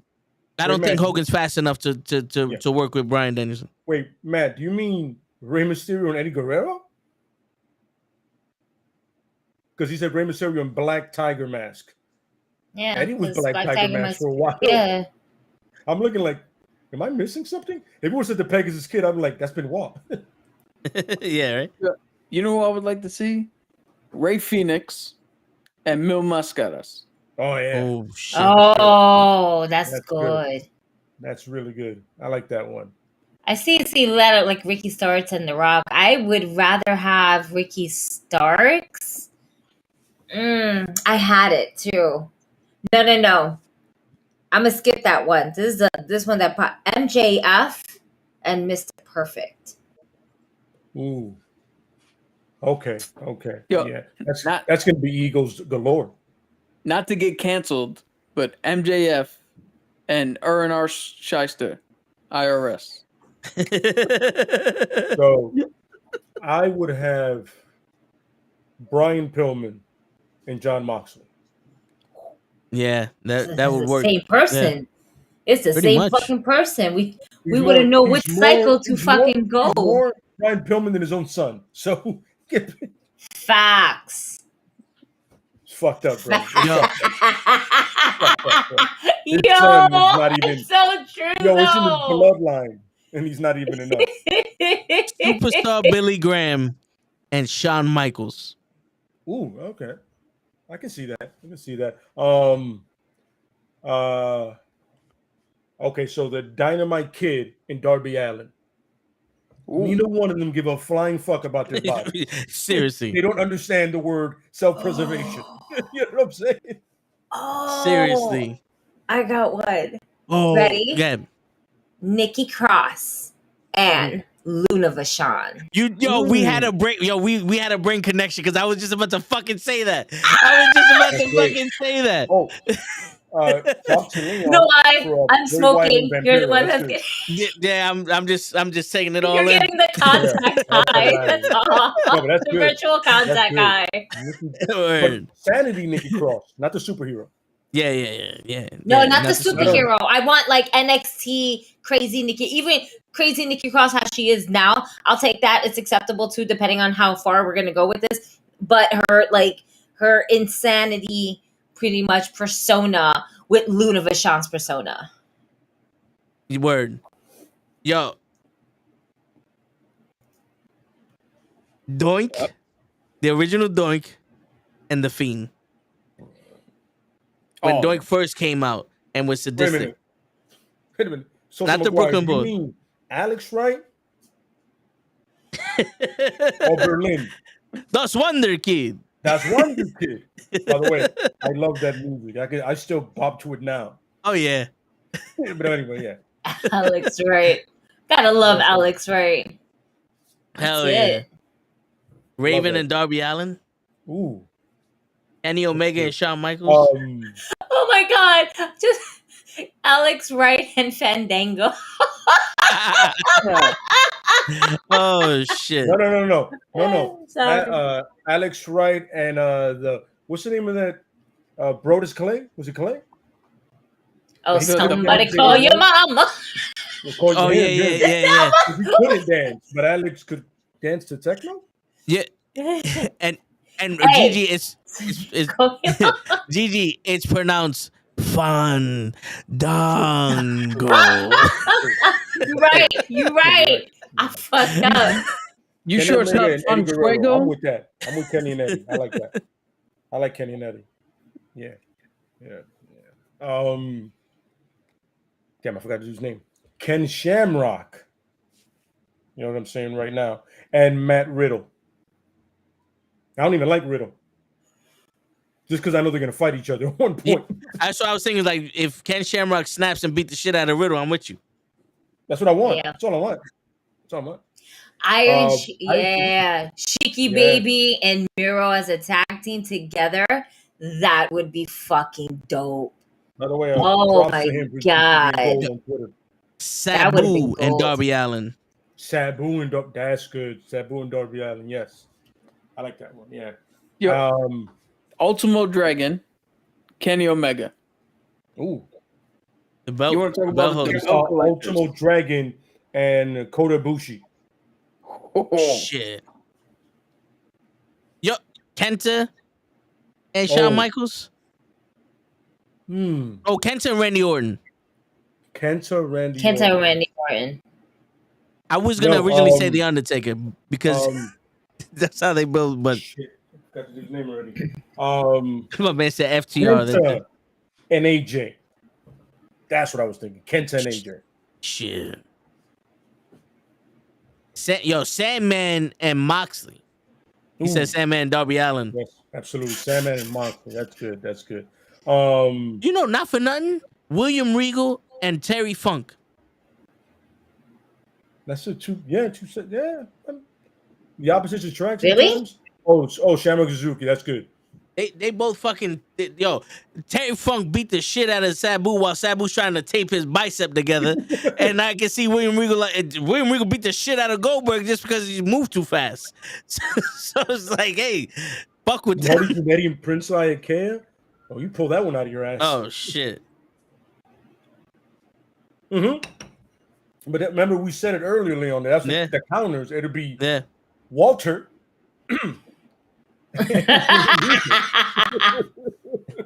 Sabu and Jinder Mahal.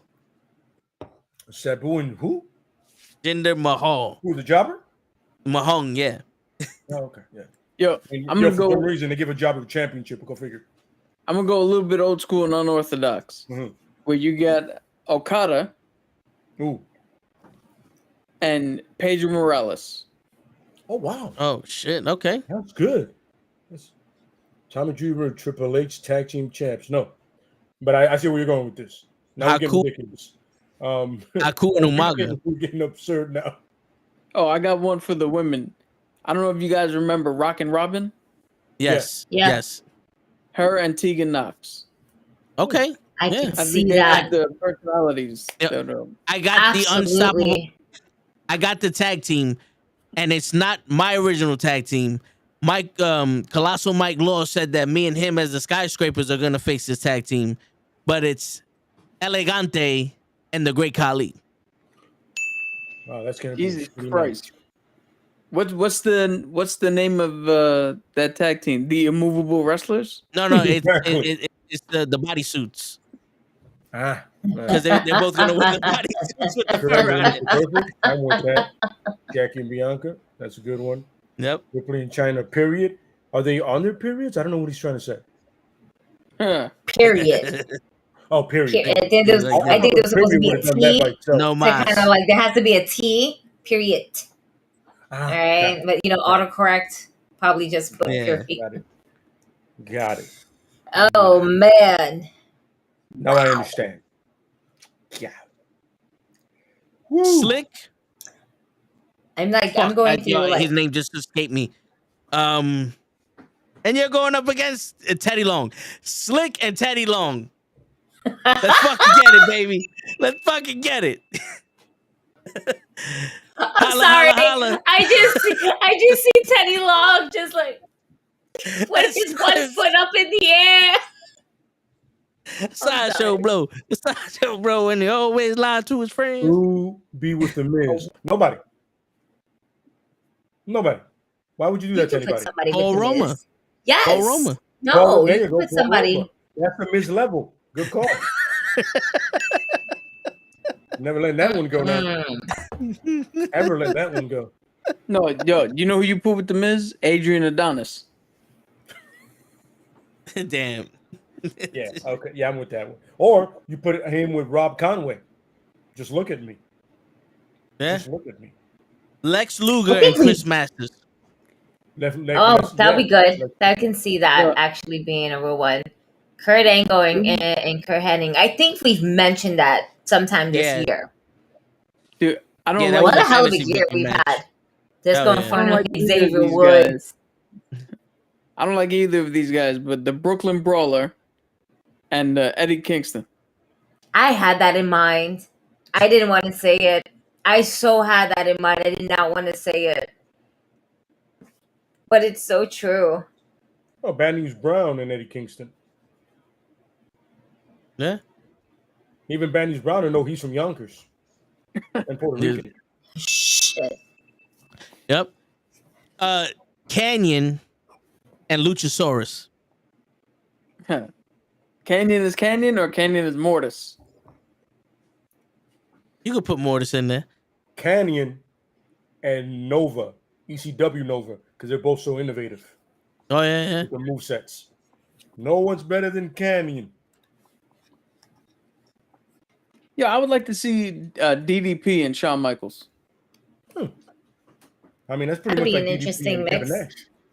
I don't know why I feel like DDP and Batista need to be a tag team. DDP. Like they both started. And Batista. Yeah. That's what it is. Yeah. Yeah. Jeff Hardy and sticking to rehab.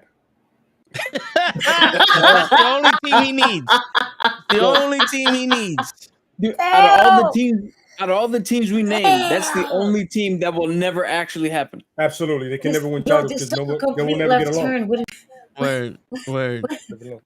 I thought it was a family show. What happened? They went to rehab. You know this. Shit. Hey, it's okay. Shit. Another one that needs rehab, Matt Riddle. Jesus. So what other things happened in the year of 2022? Oh my God. Okay. And this is where we stop. Moving forward. We are going to Homer Simpson our way out of making fantasy tag teams. We ended with Jeff Hardy and Sting. Yeah, that's it. Oh, man. Let's break up in a week. Yeah. Okay. So to start the new segment. Hello, motherfucker. Hi. Let's think of this fucking year of 2022 as we recap it. The Royal Rumble was pure shit. All right. Yes. It was pure shit. We started the year really fucking shitty with the Royal Rumble. But we pulled through it. There's a lot of things that happened this year that we never thought would happen. And it's always going to go down with Vince retiring and somehow still being in the news with some shit. But we had our ups. We had our downs. All right. Let's see. What happened in January? What was that? That was Wrestle Kingdom. Yes. Right? Yeah. Absolutely.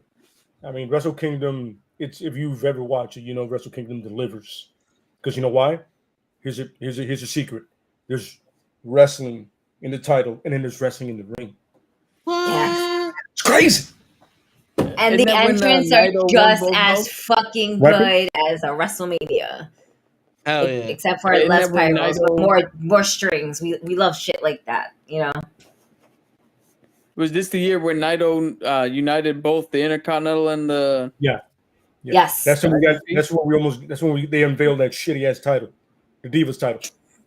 It was what's the shitty part? It did look like the Divas title. It also looked like Jeff Hardy's title in TNA as well.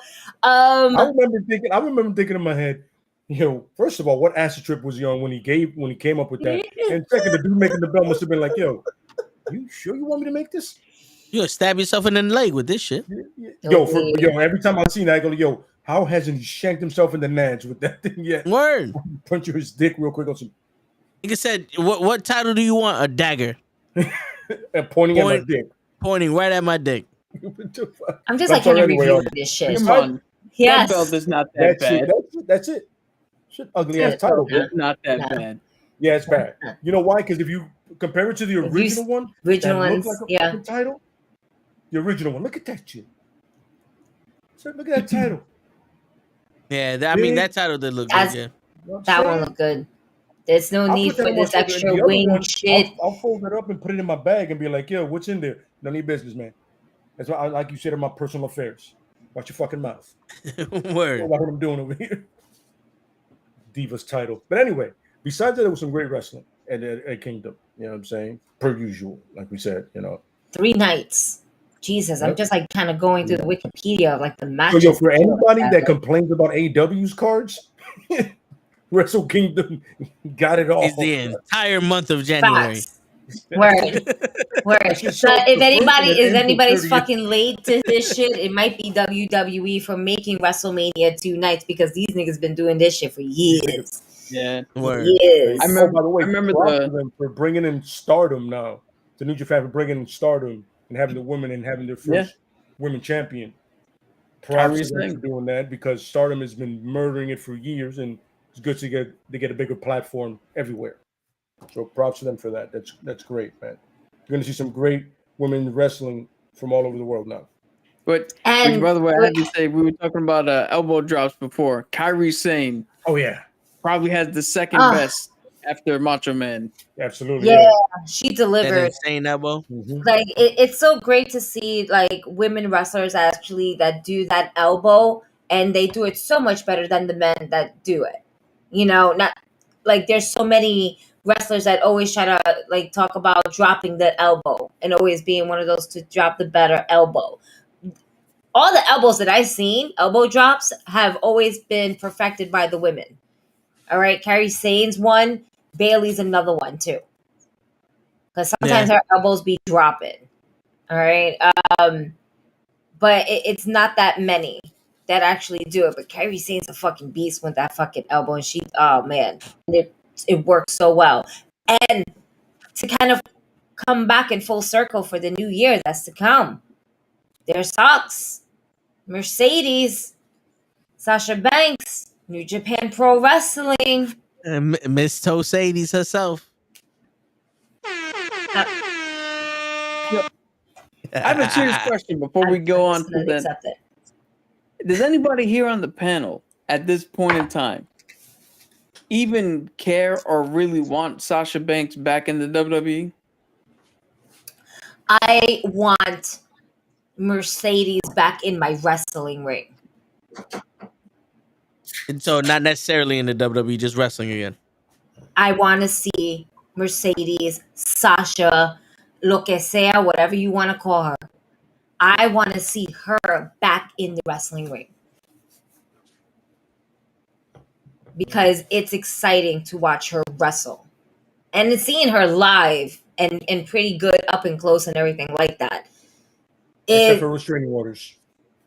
Well, I actually go to these events. So listen, Yo, someone. I'm not going likes to W. filling Listen, out I'll go to restraining orders. AEW events with you. I don't know about WWE because I'm not trying to get escorted out just because of one person in the party has a restraining order against the rest. I don't know you. I will listen. I'll go back into like a book bag I'll have at the event, and I'll change my shirt like I'm fucking Wonder Woman. All right. I won't. I'll even do the little twirl, but it has to be after, so you just whoop whoop. All right, twirl. All right. It's my own version. I know how it goes. Anyway, I digress. No, I just want to see her back in the ring. She can go in with the right opponent, with the right person in the ring. It's so amazing to watch her. And she's been training. I want to see what she's been training at in Mexico. Yeah. Work. So it's not like she got ring rust. She's been training in the ring. The only thing that would be rusty is performing in front of Naomi. I mean, that's another thing. We'll touch on that in a second. But with Sasha, or Mercedes, I just want to see her back in the ring and to hear that she might go up against Kairi Sane. That's dope. Agreed. Yeah. You know what I'm saying? It's like that meme. Shut up and take my money. Except you're not, because I will stream the fuck out of that. That's right. You know why? Word. Pirates. This sure wasn't cheap. Just saying. And it took almost a fucking month to get here. Absolutely, yeah. Facts. Yeah. But yeah, Fucking shirt is Solomon It's Grundy. official. It's official because we all peeled off our own stickers. I still had mine when I first came on, but y'all didn't see that. Should be like a little block here saying it. You peeled it off. It's taking so long that I might be Uzi by the time I get one.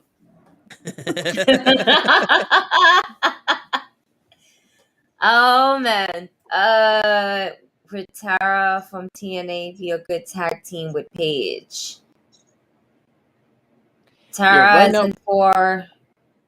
Sorry, I just got back. That can protect her. I don't think she needs protection.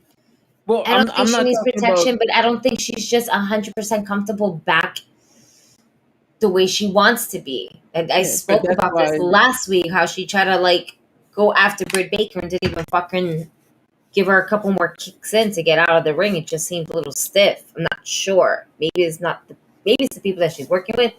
Maybe it's just jitters. She doesn't need somebody to protect her. Well, not physically, but like in the match to cover up for her until she gets back comfortable at 100% in the ring. I don't mean like physically protect her from harm. Just you need somebody to take that spotlight off of her when she's not I can't not take doing it. too good. Tag me and I'll take over. But that's the thing. Yeah, I can see that, but they don't want to do that. She's one of basically the most hottest ones out there, right? But what is she doing for the women's division? That's the biggest fault that AEW has. Is anytime they bring somebody new, they're the hottest thing because you don't push your own people to be that fucking fire. Yeah. Right. So Paige is there, or whatever, Saraya, whatever she's calling herself now. Hater's your champ. What has Hater been doing? She's been wrestling in her house shows, aka Rampage. Like Hater should be your top fucking person right now. Absolutely.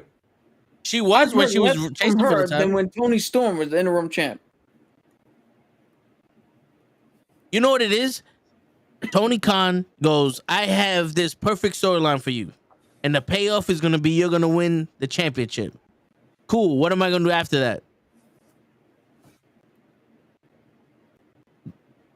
I'll get back to you. He got a fucking 2-month storyline for everybody. But once the 2 months is done, you're a fucking wizard now, Jericho. I was about to say the same thing. You guys didn't see the main event that she had on Dynamite with Hikaru Shida? I Like- didn't watch last week. Oh, Was that well, last then week or 2 you weeks need, ago? and I think I spoke to you about that. I said that you need to do you yourself a did. favor and fucking watch it. the That thing. was the last match that she had. She invented on Dynamite. She was the last match, and that match was a banger. Okay, yeah. She's not just wrestling on Rampage and shit like that, but at the same time, everybody expects something to happen like right overnight and everything. It's trust the process. You have to. It's not just gonna happen overnight. The new year's about to turn. Okay, there's Paige. What about Paige? There you go, turning your page. You know what? I don't like to be But this guy. nonetheless, it's just gonna be it's a lot because now we're also, you have to think about, it's not just Jamie Hayter that they're trying to focus on. They're also trying to focus on Athena. Why? Because she is the ROH champion. I would like to honestly see Athena versus Jamie Hayter. Like the character that Athena is right now and where she's at, kind of like a champion versus champion for the ego. And to also kind of just like showcase what the women in the division can do. But also, the Bunny is coming up. Penelope Ford is now teaming up with the Bunny, which is good because both of them always complement each other. There's certain women in the division that always complement each other. Nyla Rose and Maria Shafir do not complement each other. And Shafir is honestly amazing in the ring.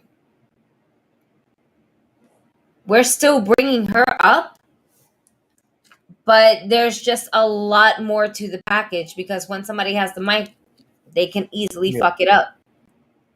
Jamie Hayter has good mic skills. Britt Baker, we already know where her mic skills is at. All right. It's just having to develop that. So here's the thing, right? I don't want to be this guy because I'm the fair weather fan. No, but you're going to be the guy. I love how you say, I don't want to be this guy, but. And if you wasn't going to be the guy, I was going to be the guy. But 2 things. One, every time Jamie Hayter's on TV, she can have a banger match. But matches don't mean shit. You're supposed to be a wrestler. You're supposed to have good matches. Every time she's on camera outside of the ring, Britt Baker still takes the lead. Hayter's the champ. True. Baker should take a step back. Mm-hmm. She should naturally want to take a step back, let her friend go up. That hasn't happened yet. And with the process, how many processes are we going to have to wait for? Thunder Rosa, she got hurt, but she wasn't really big with the fucking belt. Outside of Britt Baker, like Tony Storm, There was a lot of heat. heat. There was a lot of heat as well between Thunder Rosa and Britt Baker. Yeah, but there's a lot more than to that story. But you're right, they didn't book it at all. But at the same time, Jamie Hayter wasn't really someone to be on the mic. She always had the mouthpiece. Now she's slowly breaking out of her shell, and we're gonna see more of that. Yeah, but see, this is my problem. The way they told that story, it should have been, we should have already got to the point where she broke out of the shell. Because for her to fuck Britt, I'm out, and then all of a sudden run back into her, and now she's the champ. Well, why are you still in the background then? If you already had the balls to leave, swerve or not, you stood up and was like, fuck it, I'm out of here. And then you went in and won the fucking championship. Now step the fuck up. I don't need you to wait to be comfortable. You're the champ. You know, just once, turn around and be like, Britt, I got this. Push it to the back with Rebel or Reba or whatever the fuck the other one's name is. But then once you start doing that, then you officially build a feud between Britt Baker and Jamie Hayter. And they don't want to build that just yet. No. Here's the thing. You don't have to. Because the good thing about storytelling is you can make it so that Britt turns around and goes, oh, okay, I see where we're going. And Britt understands her role and is not fucking antagonistic or not jealous or not building tension. Britt just turned around and goes, and you write it so that Britt realizes, oh, okay, It's your time I can now. take the step back. And now I can deal with Paige while you got everything else. And it's cool. But do that's you not see how Britt wrestling is Baker done. being that type of person to kind of take that sit back? Okay, I'll take a seat back. She's not that type of person. She's she's doing it now, right? Because she wants her friend to be in there. But it's going to come to a point in time where Brick is going to want the title back. They always want the title back. But and what better storyline? And what better storyline to do it than with Jamie Hayter? Yeah, but if you do it right, though. But hold on, wait. If you do it right, you can do what Cap said, and then have it all be a swerve where she's like, "All right, I'm gonna sit back, I'm gonna play the fool," and then Jamie Hayter's starting to get, more and more, it's harder for her to win these matches. She's starting to get drained, and since she's in the background, she sees it. She's like, "This is the perfect time to attack." Because Jamie Hayter ain't used to being champion. She don't have the longevity that I built up. Because, there's levels to this shit. So she's defending the title against top contenders every week or every month. She can't hang. Her body ain't used to it. Boom, now I come in, I'm going to take the title. And she was just playing the fool the whole time. Can I throw a pie in the sky thing? Because we do this in the comic book one. No, yeah, we do it here. Pie in the sky here. What if you do something mind-blowing and you write a fucking story where Britt Baker takes a step back, elevates her friend, doesn't get jealous, doesn't ever get jealous, doesn't ever want to take the title off of her. But by happenstance, Britt Baker legitimately becomes the number one contender. And then when Hayter and her get face to face, Britt Baker can turn around and be like, this isn't jealousy. This isn't anything. I earned my spot here. So she earned her spot. And it's just, these two have to fight each other. There's nothing else. No swerves, no nothing. At the end of it, Hayter can go back and be like, all right, you won the title off of me. I'll take the step back. And our dynamic never changed. Why can't we do that shit? Basically, what you're saying is an ROH match. Yeah, like FTR. Pretty much. I can see it happening. Out of respect for both competitors, I can see it happening. How I see TK writing into this shit, though, honestly, it depends on what strand that he's on for the week or for the day, I should say. But here's the hot day. Hot brand. CM Punk. CM Pro. I call it like the new day storytelling. Not wrestling at all. Sorry. Damn. But they hit you hard, Dave. No. That's right. Yeah. But you know what the thing is though? Going back to what Cap was saying, that I equate every single women's champion besides Britt Baker as the Big Show championship. Where when the Big Show won the title, it was the first match on Raw and he's gone. He wasn't important to the story. Shit, that's right. Yeah. You know what I'm saying? Now Jamie Hayter's putting on good matches, but it's still, she's talking on Rampage. And if there's anything I've learned from this era from the third year of AEW is Rampage don't mean shit. And now with the celebrities coming in more and more, I'm less interested. I am less interested in AEW than I've ever been in my life. I miss AEW. Well, I missed it. I'll bullshit my way through any conversation with AEW about what happened on Dynamite. You know what I'm saying?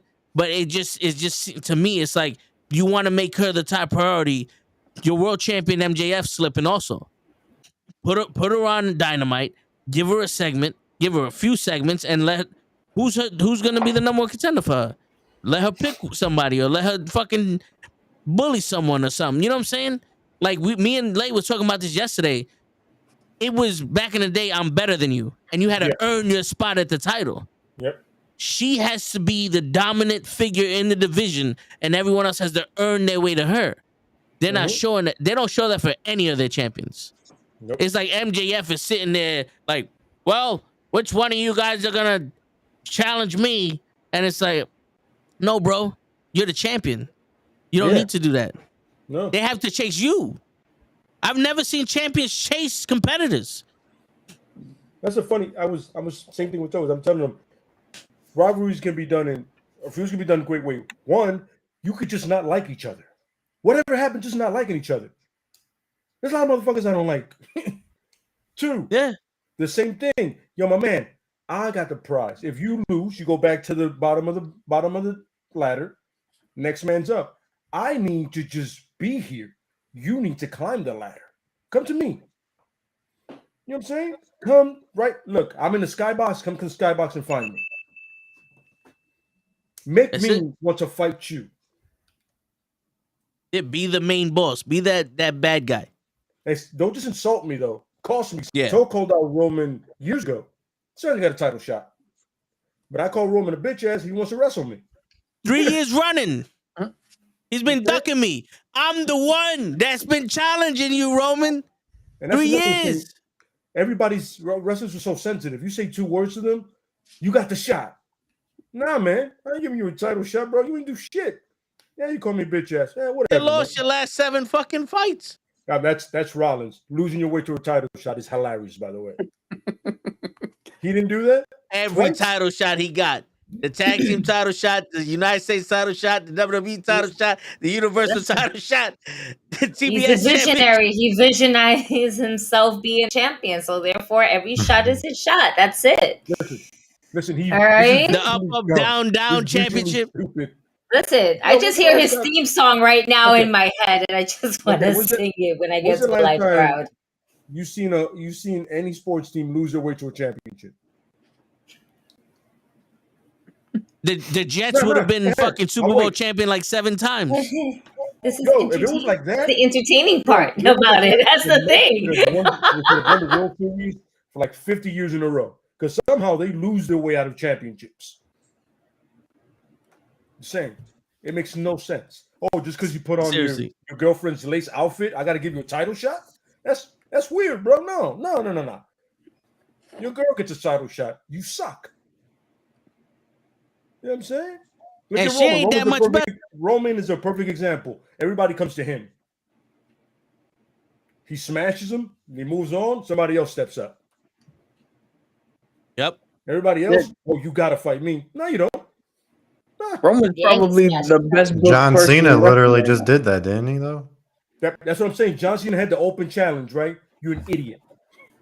No. Oh man, John Cena's coming back tomorrow. Yeah, he is. He is. And you know whose fault that is? We're gonna get John Cena right before the year ends. That's Toe's fault. That's Toe's fault. Oh, whoa. That's Gigi's fault. No, I was it's helping you out because I don't know if you know this, but Toe wrote a letter to the WWE stating how much he wanted Cena back. No, that was tired of not seeing you wrote your Stan a letter? Oh, let me dear tell you Stan. Hold on. Time out. First off, I actually emailed the WWE saying y'all need to give Shelton Benjamin a better shot because he's way better than this. He was fired after that. Me and Lay booked how Samoa Joe could fit in with the bloodline. Oh yeah, and he was fired after that. Yeah, we legitimately did. So if there was any reason for me to send a letter to WWE, it's so they can fire Cena. So why haven't you done it? Cena has the same effect. You see how much he likes John Cena? He won't even write the letter to get him fired. I don't want that motherfucker's name anywhere near associated with this wrestling show. If we too late. We're talking about wrestlers here. It's way too late. Like, bro, episode, bruh. Now, that's funny. That just another idea in my head, just like the tag team one, right? I have to ask this. And especially, this is mostly the Toe, but I want everybody else to be a part of it, especially Dave, since you just came in. How would you fantasy book John Cena's retirement? Oh. You know what I mean? Like his last match? Like, let's say we have a 6 months until the end of it, right? Like, he announces it, but he goes, I'm going to go on like a retirement world tour. You know what I mean? Like, I'm going to show places. Right. I'm going to wrestle people. But at the end of it is, how does he go out? Does he go out like Kurt Angle? Yes.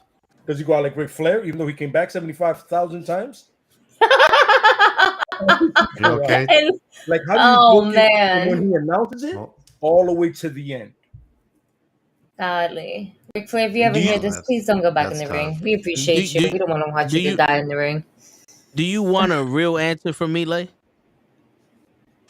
My man, this question is completely fueled by your hatred for the man. Because here's the thing, though. The thing is, you know what, though? You know what? I want you to marinate on it because I know how much you hate him. No.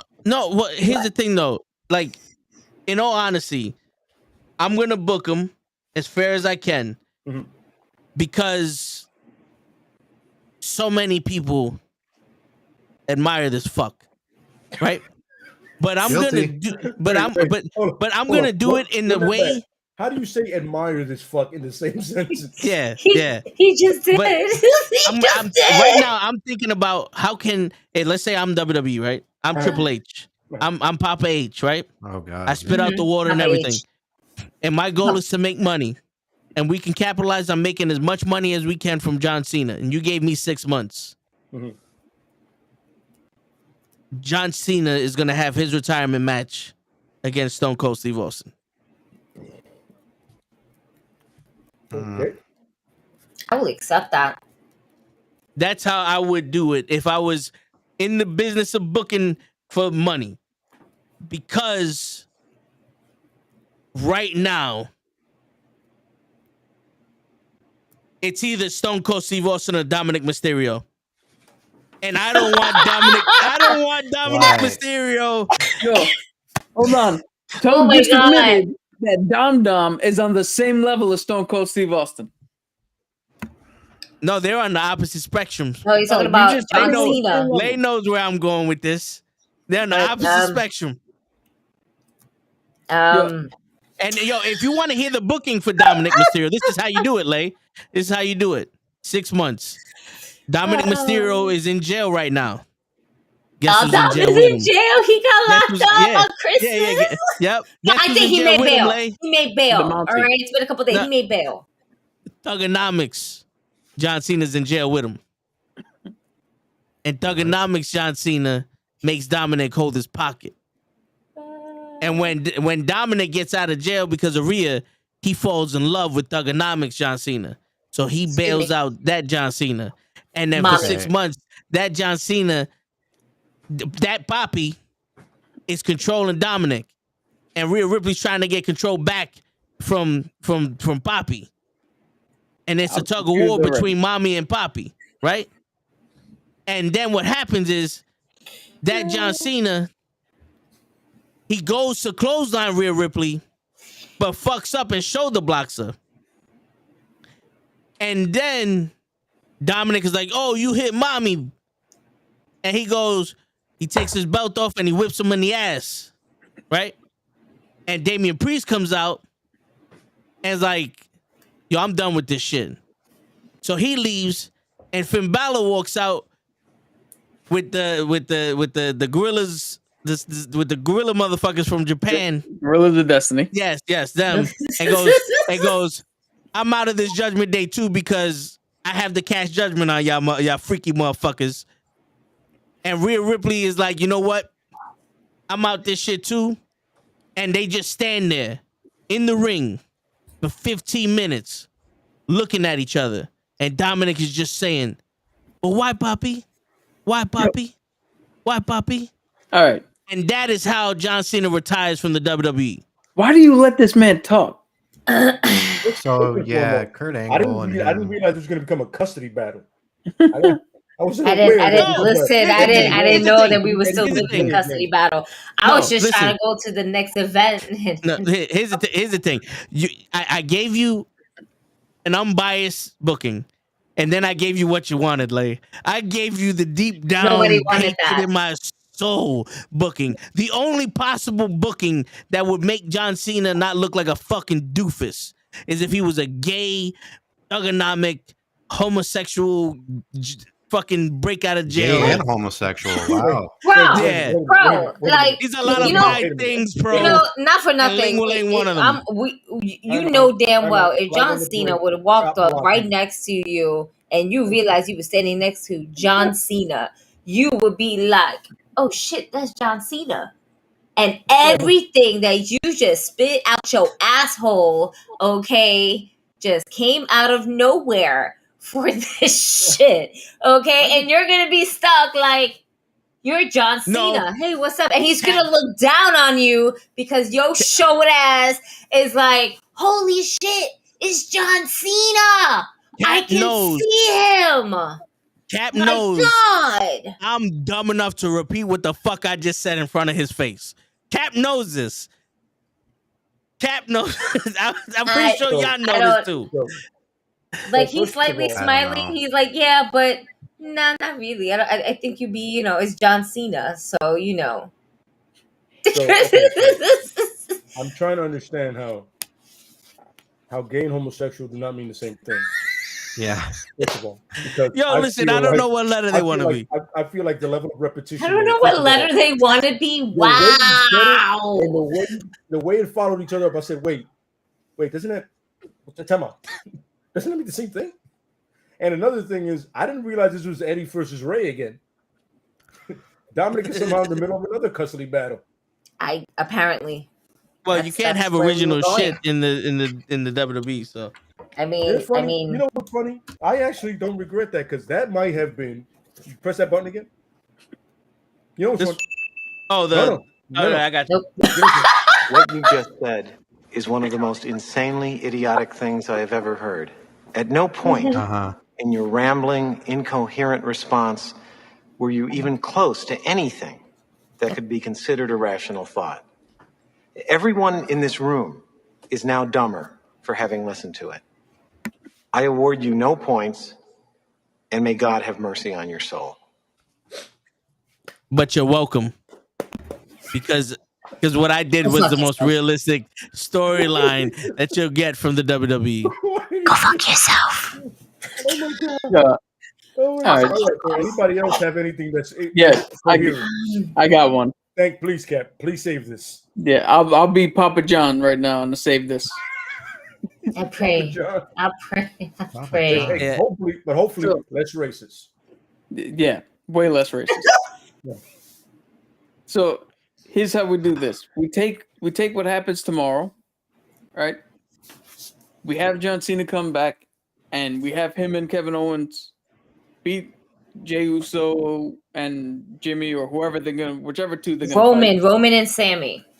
All right, so we have John Cena pin Sammy and win the match, and then John Cena turns up and is like, "You want somebody to acknowledge you? I'll do it. Me and you for the championship." Roman says no. The bloodline has to get involved, and John Cena for the next 6 months beats each and every member of the bloodline. And when he gets up to Roman, it's a winner. He either wins a championship or ends his career. And it's a one-on-one match in which no interference happens, and Roman comes out on top. And the story of the match is John was this close, but he just didn't have enough to do it. So he walks off in the most valiant effort he can give to the one man who's not going to lose anyway. True. And everybody goes home happy. Yep. And so Cody Rhodes happens. Yep, I see that happening. That's the booking right there. That's about as close to Papa John's as you can get. Yep. Absolutely. Bro, what do you think? What do you think, Pro? I don't know how I could compete with gay and homosexual and Papa John over here. So you agree with me, bro, huh? No, he never said that. Shut the fuck up. Do not put words in Pro's mouth. You have to remember, bro, when you press that Billy Madison button, he said, yeah. Yeah, pretty much what we're all thinking. Yeah. Yeah. Exactly. I'm gonna be a basic bitch and just say the Kurt Angle approach. Like, I mean, that's the best bet for me. Yeah. You know, leading all the way up to his very first. You know what he should do? They should build that up like crazy for the next WrestleMania, right? Mm-hmm. And I think Kurt Angle should come back as like a heel, like a cheeky heel manager who just keeps making these fucky announcements while John Cena's still like not being a part-timer, but sort of doing a full-time gig. You know what I mean? And just trying to screw him over the best he can. And he's trying to figure out like, why do you keep doing this towards me? Is it something like we've known each other for years? Is it something I've done? Do I do something to offend you? And, you know, Kurt Angle's just like, no, not at all. Not at all. Eventually the truth will come out, like leading up maybe a couple weeks, couple months until WrestleMania. And he goes, you know what? I despise you because for years you were this and that and this and that, you know, all that generic shit that they'll say. And he goes, and I remember the first day you stepped in here, I can't never say that word. You humiliated me. Yeah. Homosexual. Yeah, you said it. No, shut the fuck up. God. Yeah. So he's like, the first day you came in here, and you know what? I never got my payback or something like that. So this WrestleMania, this will be my payback. And whoever loses, their career goes away. Like they have to go. So that would set up Kurt Angle versus John Cena. Kurt Angle wins and John Cena leaves. And Kurt Angle stays manager. Or you could have Kurt Angle be the manager of Gable Stevenson. That too. Oh. Isn't he already the manager? Weren't they on TV together? I don't think Gable Stevenson is going to be a wrestler. His brother is down in NXT. Like, how can you not follow what your brother does? Hey, listen, from what I hear, he sucks. But listen, come on, if Matt can follow his not brother. all of them are winners. Okay, not all of them are winners. We tried, even with Generation ones, and we thought we had potential here, but they're not all winners. But speaking of WrestleMania 2022. Do you know I'm looking at these matches and I almost forgot half of these matches? We got Stone Cold Steve Austin fighting Kevin Owens this year. Yes, we also got Pat McAfee versus Vince McMahon. Oh my God. Vince McMahon also should never take a stunner ever anymore in his life. Oh my God. I almost forgot about that until I just read that shit. Wow. No, that is the silliest WrestleMania I've ever seen. Yo, you can't forget match of the night. Johnny Knoxville and Sami Zayn. And that was match of the night. This is how Sami Zayn started his year. And now Sami Zayn is Sammy Uso. That's it, baby.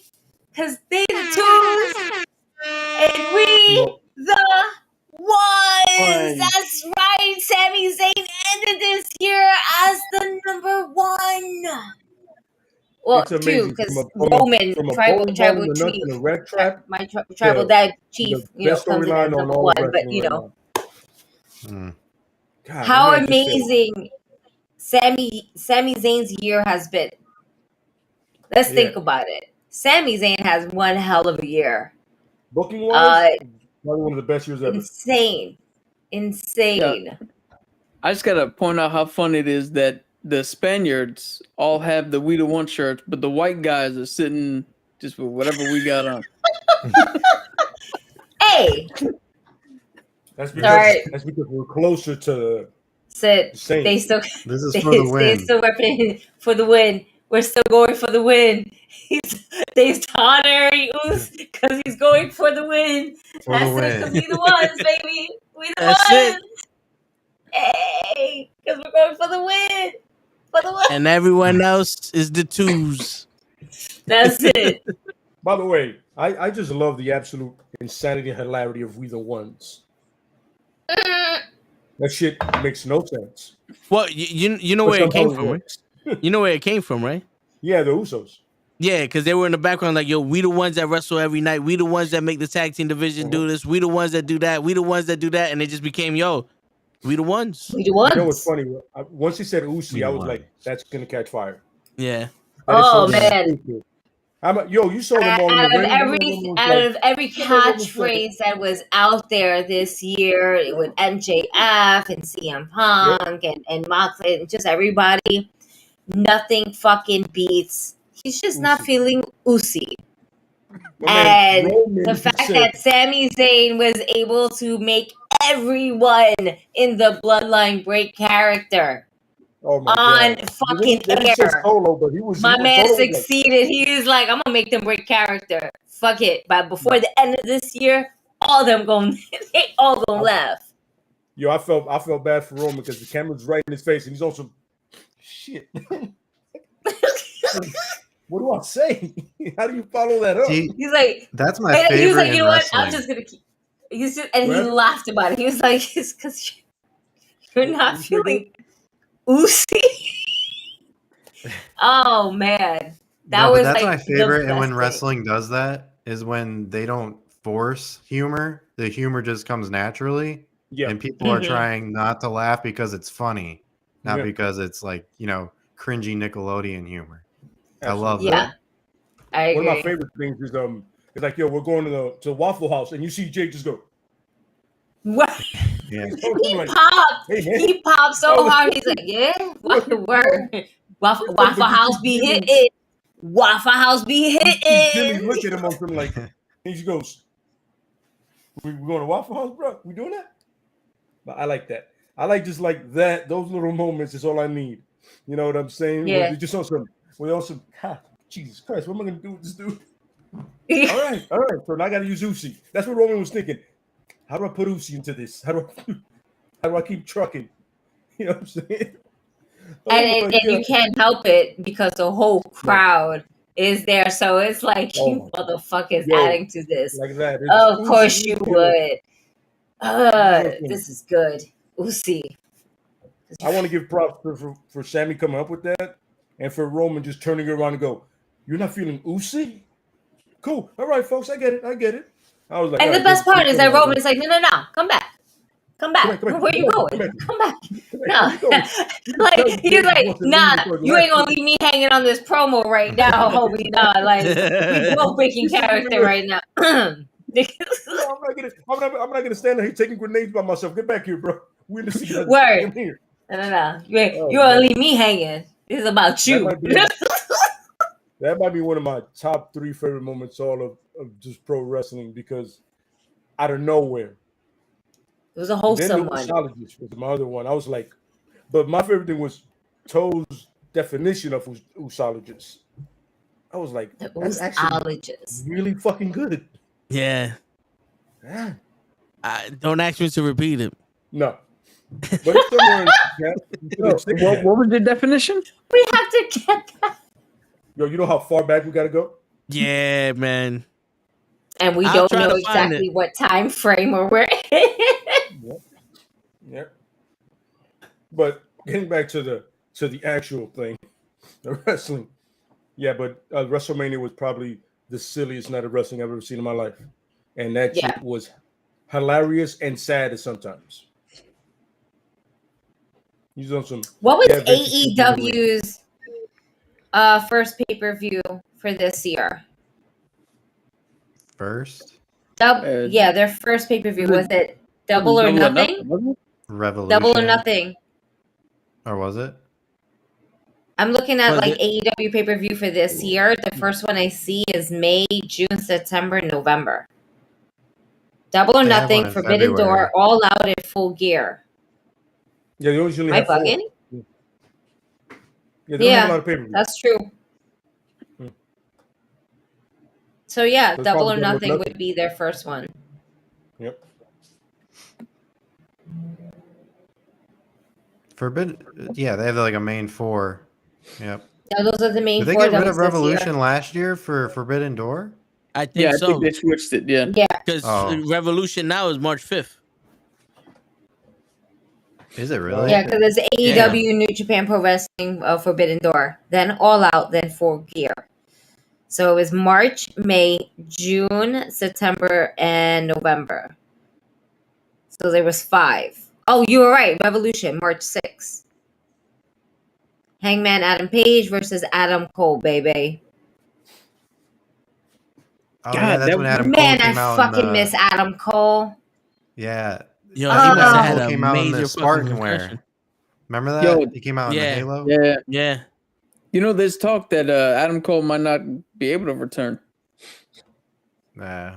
Yeah, they always make a return. I feel like it's just way too early to call that. Maybe it's gonna take a while for him to come back.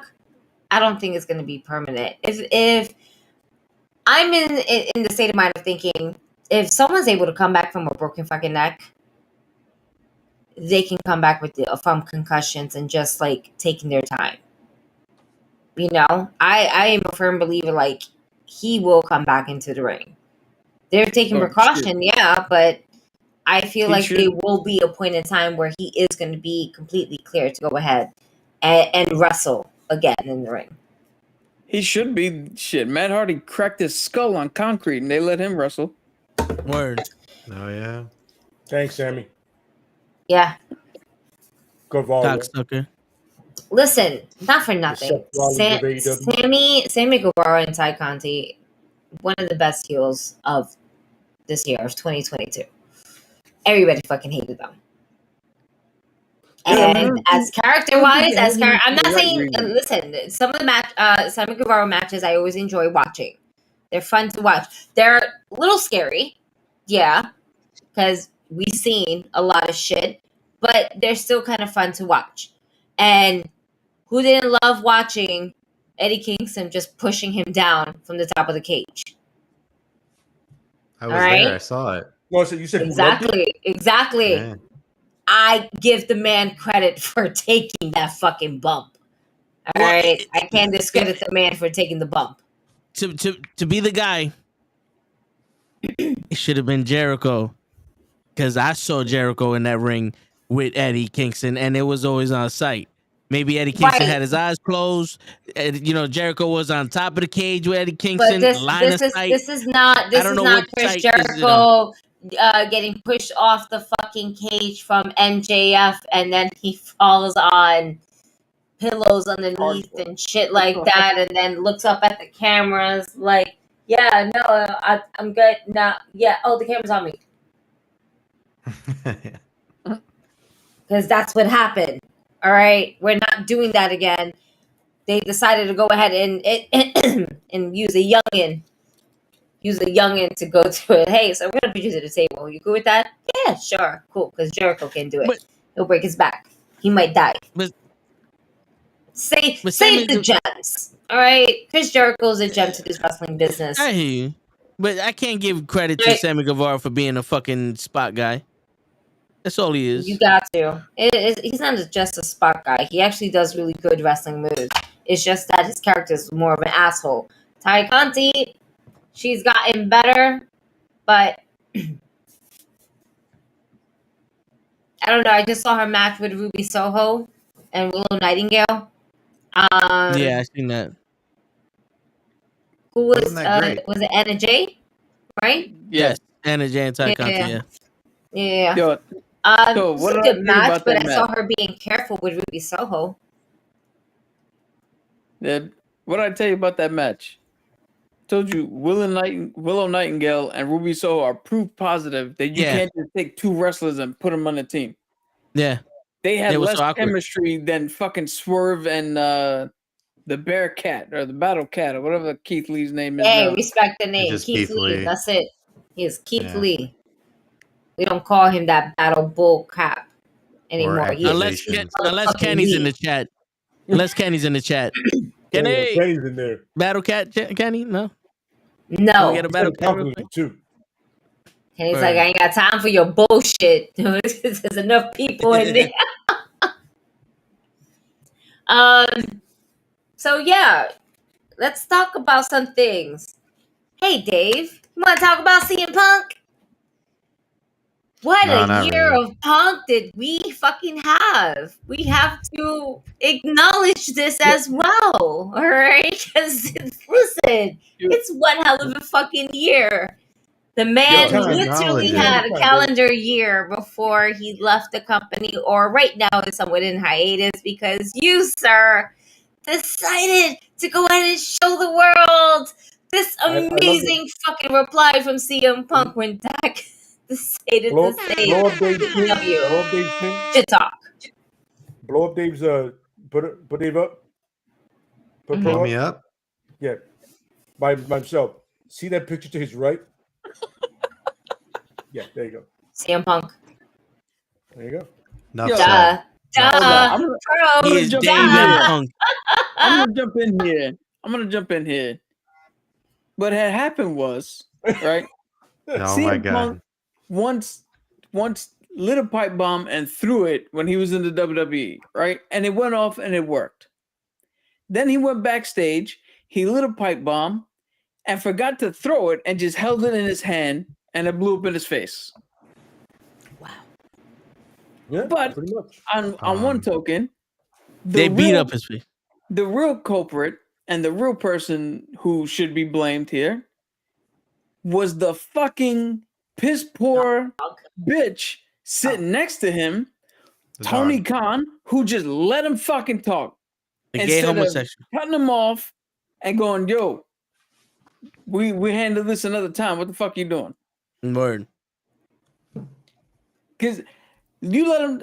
When he turned around and said Colt Cabana shares a fucking account with his mom, that should tell you a lot about him.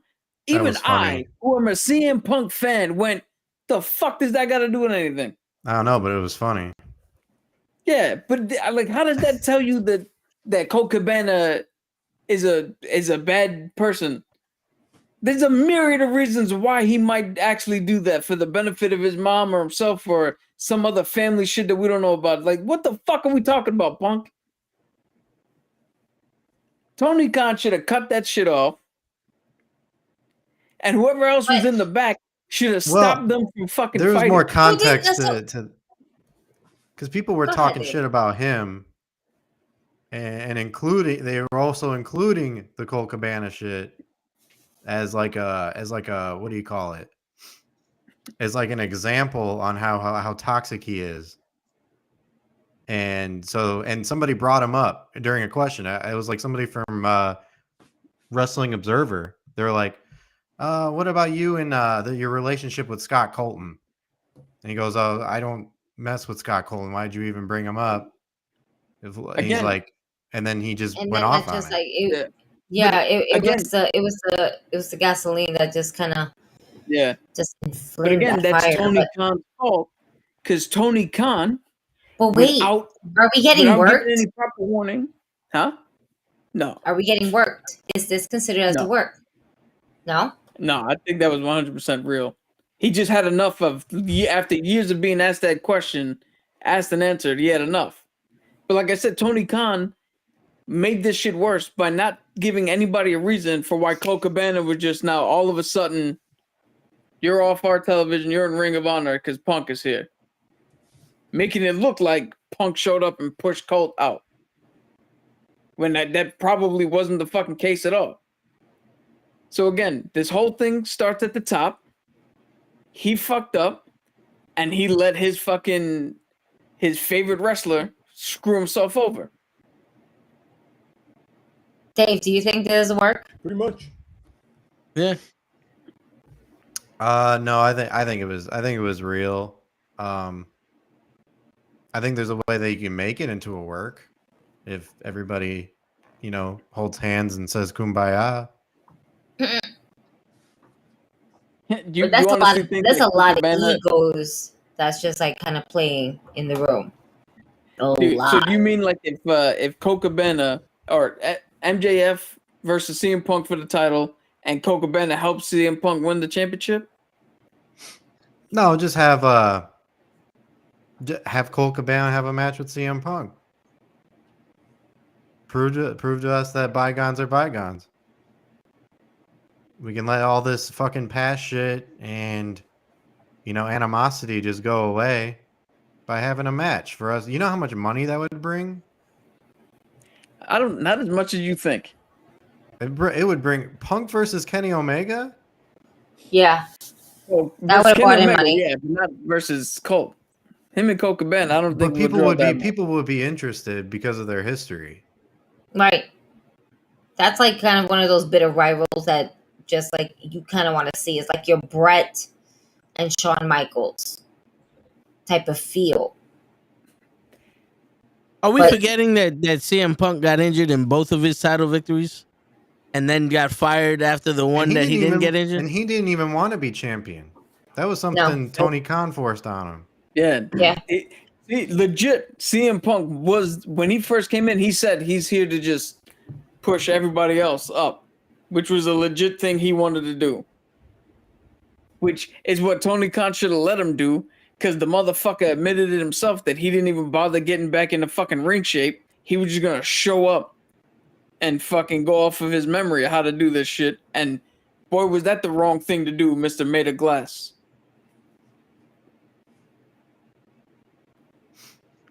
When did this be? I'm gonna feel like I'm gonna be outnumbered if I mention anything positive about Punk. Dude, well, remember, Kenny. Remember, Kenny. In 1992, CM Punk was in school and that motherfucker copied on his test. He's a son of a bitch. What? Nah, I just wanted to. I'd rather enjoy Punk being in AEW. That fucking scrub. It happened and it happened. The dog was saved. People got bit. It is what it is. We have moved forward. You know what?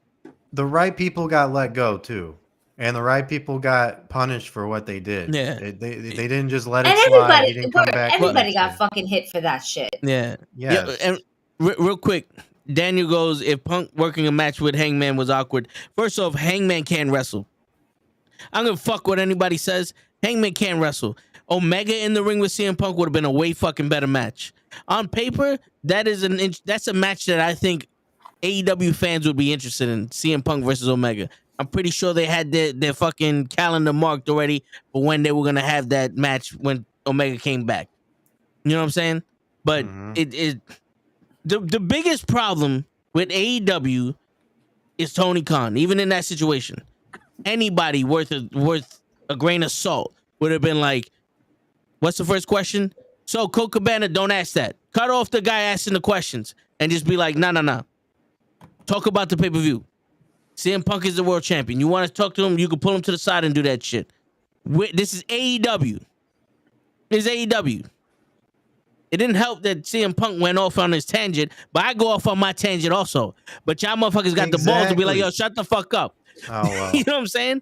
No, but how did you swerve this into that? No, because we had you. We listened to your whole fucking story on how John Cena should be booked for the last 6 months. But then right after that, you guys go, no bullshit. Don't like Gigi's try to put me in my place every time I speak.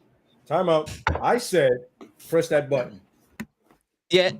What you just said is Absolutely. one of the most there you go. insanely. I said that. I said it. You know why? No. Because I'm not gonna lie to you, I had no idea where the custody battle and gay homosexual. But I don't know why I can't let that one go. It was a lot of it was gold. Yeah, no, but it was gold. Though. But my idea was gold. But the prison scene for somebody. But the difference with that is Tony Khan, once CM Punk did that, Tony Khan was like, yeah, fuck yeah, and I'm tired of these people putting on events when I got my event on. How dare you put on a match before I put on my pay-per-view? Fuck you, WWE. I'm sorry. Sir, stop. How come you're not putting on the other voice? Oh, the fucking Muslim voice? Why did you what? sound like wait. What? So you're gonna put the baby voice on? Yeah. Where do you mean you have a Muslim voice? Why are we going that way? No, there's no reason we should be going that way. This is how we get fucking canceled. Why are you trying to make what? What? No, this is how I prevent y'all from getting canceled. You do. You do realize Khan doesn't have an accent, right? No, but he's fucking coked out of his mind. He does. Yo, Khan doesn't have an accent. I'm tired of WWE putting shit on when I'm putting shit on. Yeah, he doesn't have an accent. But if you were there at Arthur Ashe Stadium, no man, he damn near does. He doesn't speak English. He just comes out. Oh no, he's crazy, man. He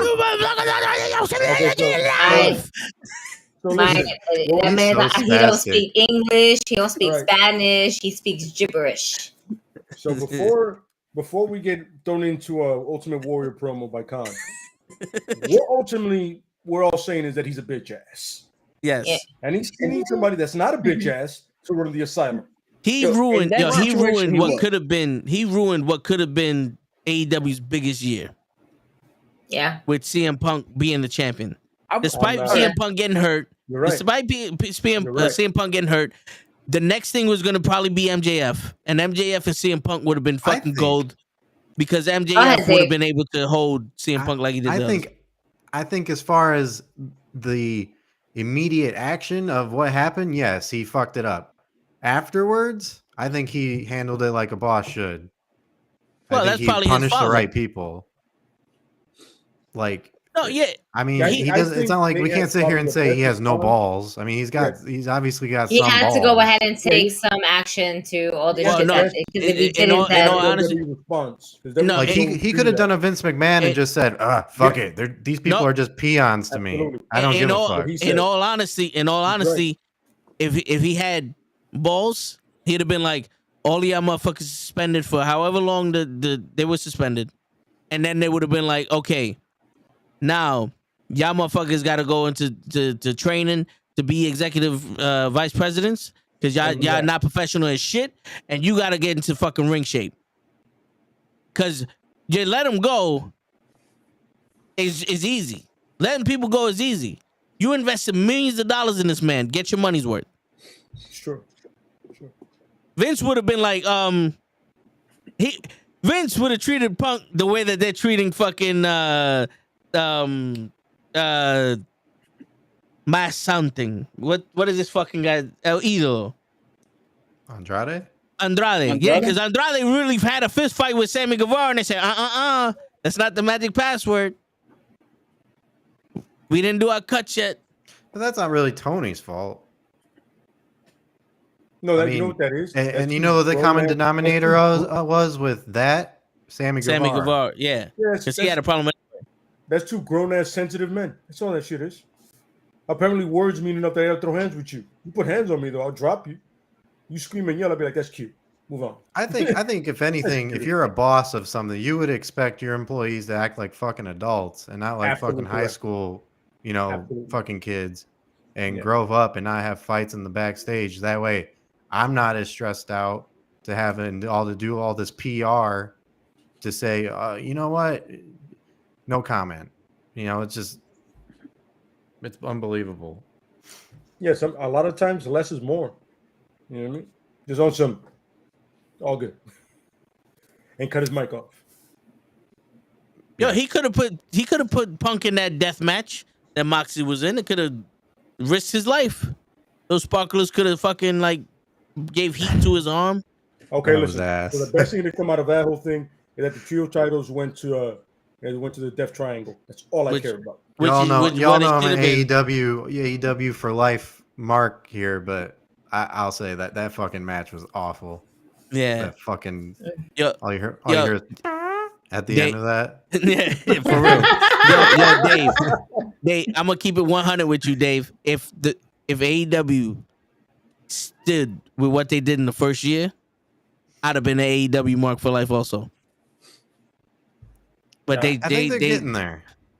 They changed the. Oh wait, hold up. What time is it? 11:40. Guys, you know what time it is. I gotta call show. Hey, it's in the contract. I'm turning my mic off. Give him the full screen. No? Hey. Down since day one ish. Down since day one ish. I don't know nothing down like this. Hey. Yeah. Bro's like, shut up! Damn. Stupid idiot. There you go. I'll follow suit. Damn. We the ones. Show We the ones, show baby. Show them, show. That's it. We the ones. We the ones. We the ones. That's it. Last day of the fucking year. You can't hold nothing back now. Nah. That's it. That's it. All red on red, baby. These are dope. I Best like thing it. going in pro wrestling right now. I'm sorry, folks. I'm sorry. Word. Storyline-wise, you can't get. I got a finger too, but I'm not gonna show it on stream. Yo, Show Listen, just, I was Show just said something. Show just said what you What? guys are. He said red on red. That means you guys are all red everything, like Eva Marie, right? go fuck yourself. Wait, hold up. Whoa. Go ahead, Go Gigi. fuck yourself. No, go fuck yourself. Nah. Listen, before all red everything I was all red everything, and now I became blue. Listen, I might go purple. I don't know. I'm gonna feel what I feel like. No, I'm gonna try to dye it back to red, and it's gonna turn back to purple. It's all right. I look like a whole fucking Teletubby over here. Depending on what hair color I want. As long as your bathroom don't look like you're killing Smurfs. Listen. Listen. I'm thinking about what purple animals are out there that I was gonna look like, because it's gonna look like that at the end of the day. It's all right. As long as I got that bleach Stylex ready, I'm good. That's it. Nobody can see anything. Jesus. Uh-oh. Hold up. Oh, Oh, Kenny. Oh, snap. Kenny came on. It's the Papa H man. Papa H. AKA Brock Boot. That's it. Hey, where's your shirt, Kenny? Yeah, where's your shirt? We can't hear you. You disrespectful, stupid idiot. You get Wow. nothing. You lose. Who's that for? And can't even talk, can't wear the shirt right, can't do shit. Listen. The final I know the man. of the year. Yeah, I felt like I'd be like, show late, short hair, don't know what the fuck is going on. Just yeah. What? I don't need anybody. I'm the champion. What happened? What I missed? He said the final episode of the year, he's gonna feel like Show. He got short hair. He doesn't know what's going on. He's coming in late. He got his headphones in. He don't got no hair. Yeah. Yeah, I'm sorry. I laughed because you hit the what in the middle of his mic cutting out. Which Yeah, well, I couldn't understand.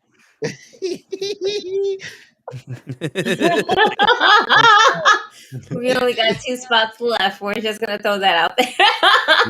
Well, technically 3, because we can fit up to 10 people in this. No, to fit like the Brady Bunch, though. Oh yeah, It that's has true. to be 9. That's true. Am I what's her name? Jan?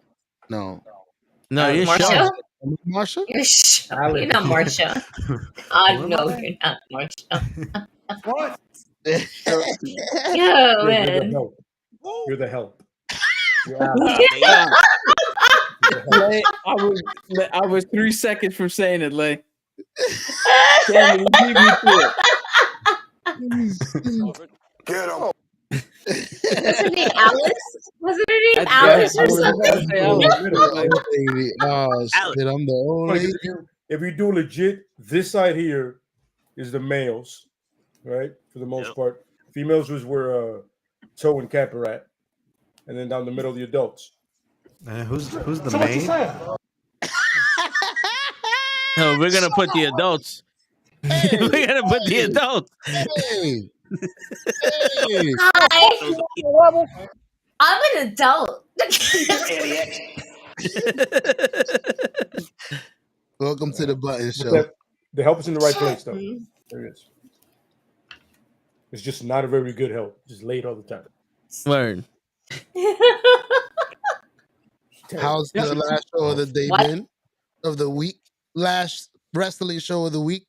I mean, The last show of the day. What? Wait, the last show of the day, the last show of the week, the last What show of the was that? year, the last show of the hour, the last show of the segment.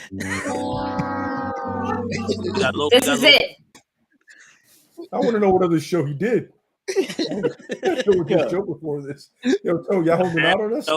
Joe is doing other shows besides ours. Listen, I'm trying to get us to the top. Don't worry about it. I'm bringing y'all with me. Yo, since this is the last wrestling show of the year, this is for Kenny. Yes, sir. What the hell was that? That was Kenny's button. No. You gotta. I hope that's not supposed to be the Eddie shimmy. You gotta do it. Joe and Kenny, you suck at it. So pretty good. Yeah, you know how we do. I guess. Hold phone in my hand. Like, That's you know what that sounds like? Your problem. Like, yeah, Kenny. One more time, Kenny. Do it for him. Stop that shit. Stop. What? Stop. All right, then you know what? You know what? Then you know what? Then here, then we'll do this one for Lay. Hit it.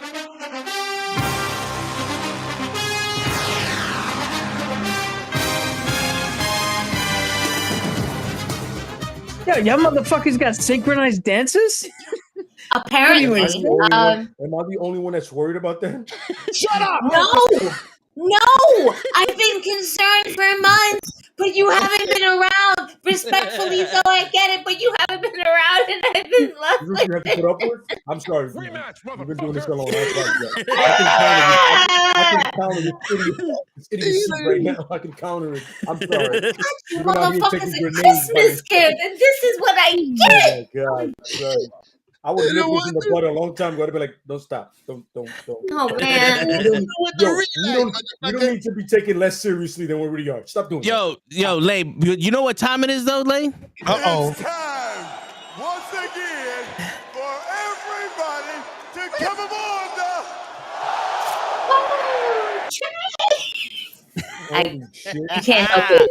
You just can't help it. Yo, so this is AEW, the inmates are running the asylum. God damn it. I've been gone too long. Oh man. This is what happens when there's too much supervision. Well, look at this, prima donna! Okay. Maybe some places need authority figures. I'm trying to understand that. The authority maybe needs to be somewhere. So hit him with the rap. Hit him with the rap. Oh, Lay. Hit him. Bust some bars, Lay. Bust some bars, Lay. Bust some bars. It's the last show of the day. Go ahead. Drop the beat. Got you right now. Woo. There you go.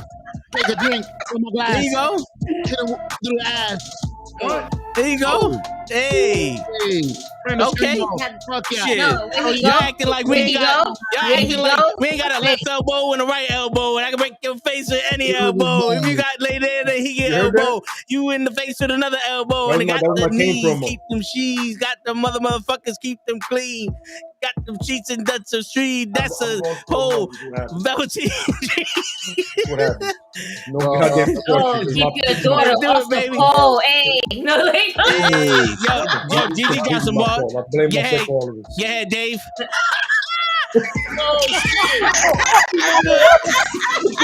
What? He's trying to get some water. He goes, Gigi. He's trying to get some water. He goes, no, I can't. No, you can't do that. No. Next, nigga. Next. Got him. Yeah, Joe. Yo, take a sip from the glass. Then I put it in the Hey. Got him. We fade. There it is. That sounded like one of my memes. No. We out. Who's that? There you go. If they hear me rapping, I'm gonna get fired. Yeah, I can do that. He's not rapping. He's just doing this. I can do that. He's like, I'm just doing the dancing part. That's it. Hey. There you go. That's how you do it, Kenny. Yo, happy That's New Year, it. everybody out there, man. I don't know what you're doing. I know Eddie is not proud. Word. I'm gonna let you know right now. If you bring this shit to the comic book podcast, I quit. Oh, it's coming. It's coming. can't. I got the. Now, what? See, so this is what you did. You just manifested that Let's leave this to the into show. 2023 because that's just gonna happen. Because you have zero control. You might leave, but you won't come back. And when you come back, you're gonna have to listen to some shit like this. Oh wait, what do you mean I have zero control? I walk the fuck away. I'll sell the laptop. I don't give a shit. My flow 6. See, here's the one thing you guys don't understand, right? I don't have the We the One shirts because I'm not part of the Knucklehead Network. I just show up sometimes. Wow. That sounds like a family issue. I'm gonna head on out. Damn. He said, I ain't part of this shit. You are fake news. You know what? Yo, Toe, you know damn well that I do what I do, but you know I'm not 100% in this shit. Bro, you 100% more in this than I am. Damn, we feel hurt. We feel hurt. Damn. What we do to You are part owner in the stocks. Stop playing. Boom. Shots fired. Your boy said he ain't part of this shit. He like G Unit. Nah, I'm good. 50 Cent. Boom, boom. Oh shit. Put the beat back. That's it. We going back to step one. Let's get it. Let's get it. Shit. Wait a minute. So if you ain't part of this, then what am I? If you hear more than me. I'm here one time a week. I quit. Let's go, Dave. Hit him up, Dave. Final. Hit it. Do something, Dave. All right, now it's Gigi's turn. Oh, look at the eyes. Her eyes went. Oh, no. Oh, no. You put. Damn, the collection looking nice. See? Lay, it's on you.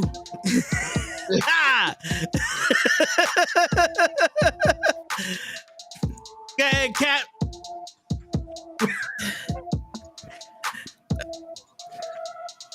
Oh yeah. Oh, what the fuck? What the fuck? Hey, what the fuck? No. What the fuck? Hey, what the fuck? Shotty. What the fuck?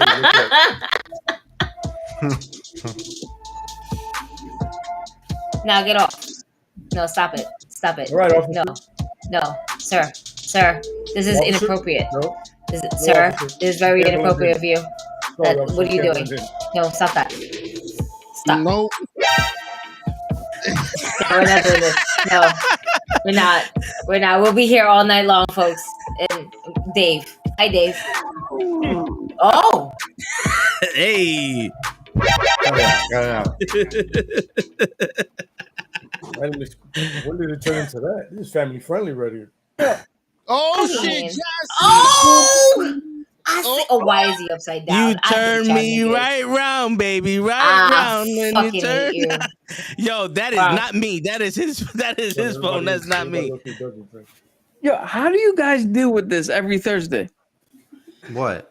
So I've been dealing with this solo sometimes, and for the last month has been very well. Which, by the way, can we still finish recapping? And Kenny, why are you from the upside down world? Yeah, Kenny, my dear. I mean, Stranger Things was absolutely fucking amazing this year, but I mean, if you're gonna be put in an upside down world, put the filter on. Shit. Real quick, this make is us feel like you're one with 11. No, stop this shit. Why? Turn that off, sir. Turn it off. You are not the one.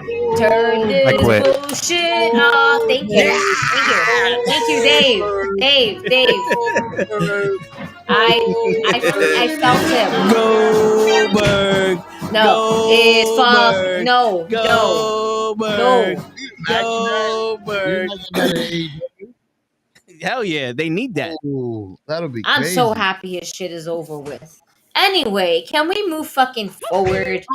Adam, you saw the cat? Jesus, we're moving forward from this. I just wanted to apologize for earlier. Went to go get a water. Actually, I'm back now. Soon as he opened the door, the cat said, Got him! So, besides WrestleMania, we have just news overall around. We have Vince McMahon retiring. Yep. First and foremost, we got Sasha Banks and Naomi walking out, dropping the titles, walking out. They didn't like the direction they were going to, and now they are in their own separate directions. Where Sasha Banks is going to New Japan, and this whole messy situation. But along with this messy situation, months later, maybe a month or two later, we got Vince McMahon in such a fucking scandal. Scandalous. Word. Come on. Yeah, that gave show a lot of emotional damage.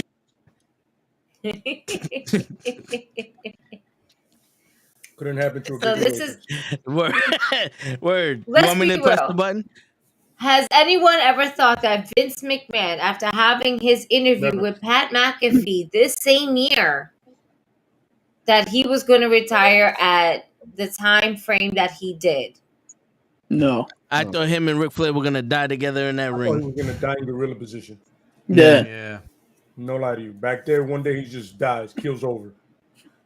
Only for the news to come out this month, this month, where he wants to come back. Nobody wants him back. That might be. Yeah. I mean, think about it. When the news hit, that's right. We're giving them the Triple H thumbs down.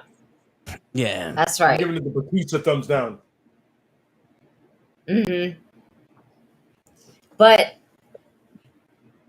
with this whole knowledge that we know that Vince McMahon wants to come back, do we see Vince McMahon coming back? Or do we see them saying, nah, nigga, you ain't coming back? I'm going to say the only reason I say yes is because at the end of the day, the people in charge are still his daughter and his son-in-law. And the other Khan. Like, there's nobody who's legitimately in charge with the unmitigated gall to tell Vince, like, nah, you fucked up, you're out. Don't ever come back. I would love to see that. Disrespectful, stupid idiot. Would you stop it? Money talks, bullshit walks. Yeah, and also nothing changed. Oh shit, Dave! Oh, he turned off the light. Got him. And he said something, but we didn't hear him. What? We gonna blame Show? I heard him say we're gonna fucking blame Show. now. What happened? We're gonna blame Show for Kenny's mic not working. Yo, do you have the right input in on your phone for your mic? It's not a problem that I can't fix, because I can do it in the mix. And if your man gives you trouble just to move out on a double and you don't let it trouble your brain. Got him. Look, wait. Why am I on the list? Spinal. Why? Oh shit, we got Why it. you show John Cena's fucking face? Tony Montana is the number one on the list. Well, I notice whenever you guys are talking or making noise, his mic goes out. But when nobody's talking, he's fine. So Show, shut up. Shut up! That's what you're telling You us? just made the list. Damn. God. All right, Kenny. No one's gonna talk. Go ahead. Say something, Kenny. Go ahead. We're not gonna talk when you speak. Go ahead. I'm not pressing the button. Show's not pressing the button.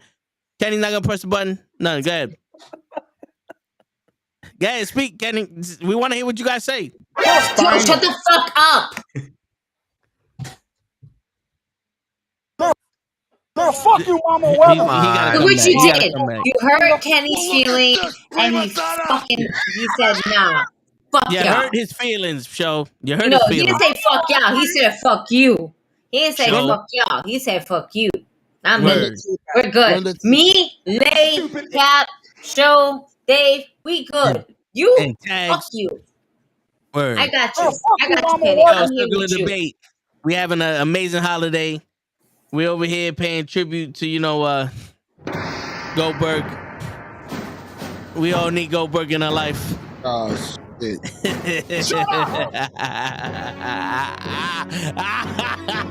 It's the last show of the fucking Okay, day, Seth like show like Oh, no. My laugh was better than that. My laugh was better than Seth Rollins. nah. Seth Rollins Yeah. has a laugh of the year. Go fuck No. yourself. Seth Rollins needs to Shut up, bitch. That's what he needs to do. like this Seth Rollins. Give me all this Seth Rollins. He doesn't need to fucking belt to be relevant. I'll give him to you just as long as he's not on Raw. See, there you go. Get the fuck out of here, show. If people are leaving, I'm also going to leave them. No, but Kenny did the half baked walkout. Fuck you, fuck you, fuck you. You're cool. Fuck you. Word. No, it's this way. Yeah, me and this guy. We're the cool ones. Me and this guy. What the fuck? And no, you too. Sorry. She's trying to say he's not.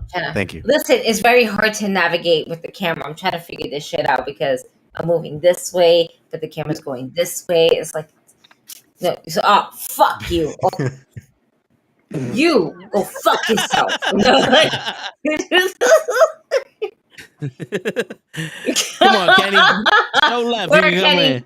Kenny, it's all right. For those, because go fuck yourself, Toe. All right. For those who need to follow Kenny, follow the Call Up Podcast, Conversations with Kenny, recent interview with Matt fucking Awesome. All right. Can we also talk about something that's really something important to some of us, Dave? We wish you were here. Unfortunately, you weren't able to come through for AEW and everything. We went to our first indie fucking show of the year. Yes! Shout out to Battle Club Pro. It was just a really fucking cool experience. An experiment. Because it was like, okay, let's see what happens. And we are wrestling as well. We did some great things. We actually spoke to some really cool fucking wrestlers this year. Yeah. There was a lot of stuff for the Knucklehead Networks itself that we have grown since January until fucking the end of December. Lay, use a daddy. Yes, sir. Word. Goes all around. Congratulations. And it's a beautiful Knucklehead Network has been gorgeous, and he's also a psychological terrorist. I love her. Yeah. He's literally great at fucking with both of us. Enjoy it now when they don't speak, because when they speak, it's like you when she does, and shut the fuck up. anything like either one of us, we're fucked royally. Yeah, but then she's gonna start cutting promos on my ass like all the other kids in the family. Absolutely. There's gonna be a difference though. She's I'm gonna a make sure that shoo-in. there's the snake promos. I want it to be a Jake of Snake. She's gonna have a knife in her hand. She's gonna be like this. She's gonna be like, So, we know you're short. If you don't want to scalp, she's gonna be 2 years old, threatening me with my life. The fact that this man had a knife Yeah, they're shows ready how too. fucking bawdy he actually is, motherfuckers. I just got Jameson in the blunt, and my blunt is done. I have to roll up another one. Jesus Christ. You. It's funny. Gotta be the short niggas that you gotta watch out for. On that note, I gotta get out of here before the little one to my lady. You know what it is? All right, brother. Yo, We the appreciate you. ones. We the ones. Hey, We the ones. happy fucking New Year's, my man. We'll see you Y'all in be the next safe, year. y'all enjoy. Let's go. You know what I'm saying? And most importantly, fuck Seth Rollins. Facts. Wow. Y'all be easy. Facts. Peace, brother. Shit. I don't got one of your fancy shirts, but because of the guy on my shirt, Macho Man is always a great. Let me see. Let's see that one more time. Let's see that one more time. Ooh, fucking Stand up. yeah. That's right. That's a great fucking shirt, man. I love how that shirt is like a fucking base, like as a comic book and whatnot. Yep. It's dope. It's something different if you see of Macho Man compared to like just of him and his face and cream crop and King Macho. It's just it's a different style. It looks really dope. Word. So I'm actually signing up too. I'll do it in Macho Man fashion. Wish everybody a new year. Ooh yeah, dig it. All right, Cap. Thanks for coming on. Best I got. brother. All right. Yo, we got the circle of debate. What's going on, bro? We've been trying to get him on the raw shit, but my man is on the other side of the planet. My apologies for that. It's just that I was on vacation when you were actually messaging me, so I apologize for that. Hey, so good. Where did you go to? Where did you go to? So we tell us. No, you shouldn't be judged at all. I was still in Cali, but I was just out visiting family on up north, seeing them. So, but that's always good. Family's always good to hear. Yeah, it's wholesome. Yeah. It's wholesome. I haven't seen them for a while. I've been busy, it's been busy, so it's been a long time. But cheers to you guys. Happy New Year, guys. Happy New Year to you guys. Hey. Happy New Year, bro. Happy New Year. Happy New Year. Yes. The last episode of Wrestling with the fucking Knuckleheads. Let's go. That's right. That is right. We just finished ours. I just finished right now with Mike De Niro. We just finished our show. The last episode.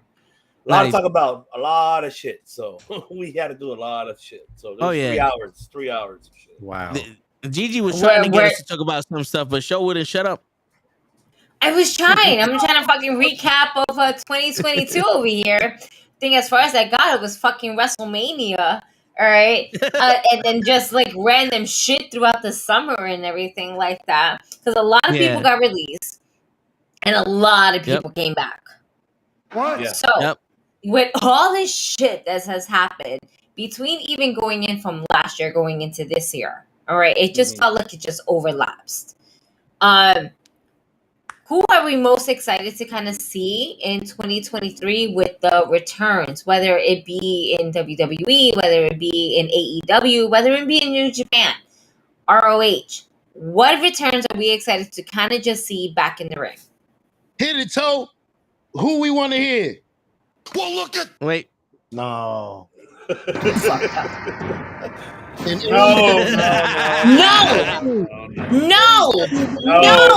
His contract ended. Go fuck yourself.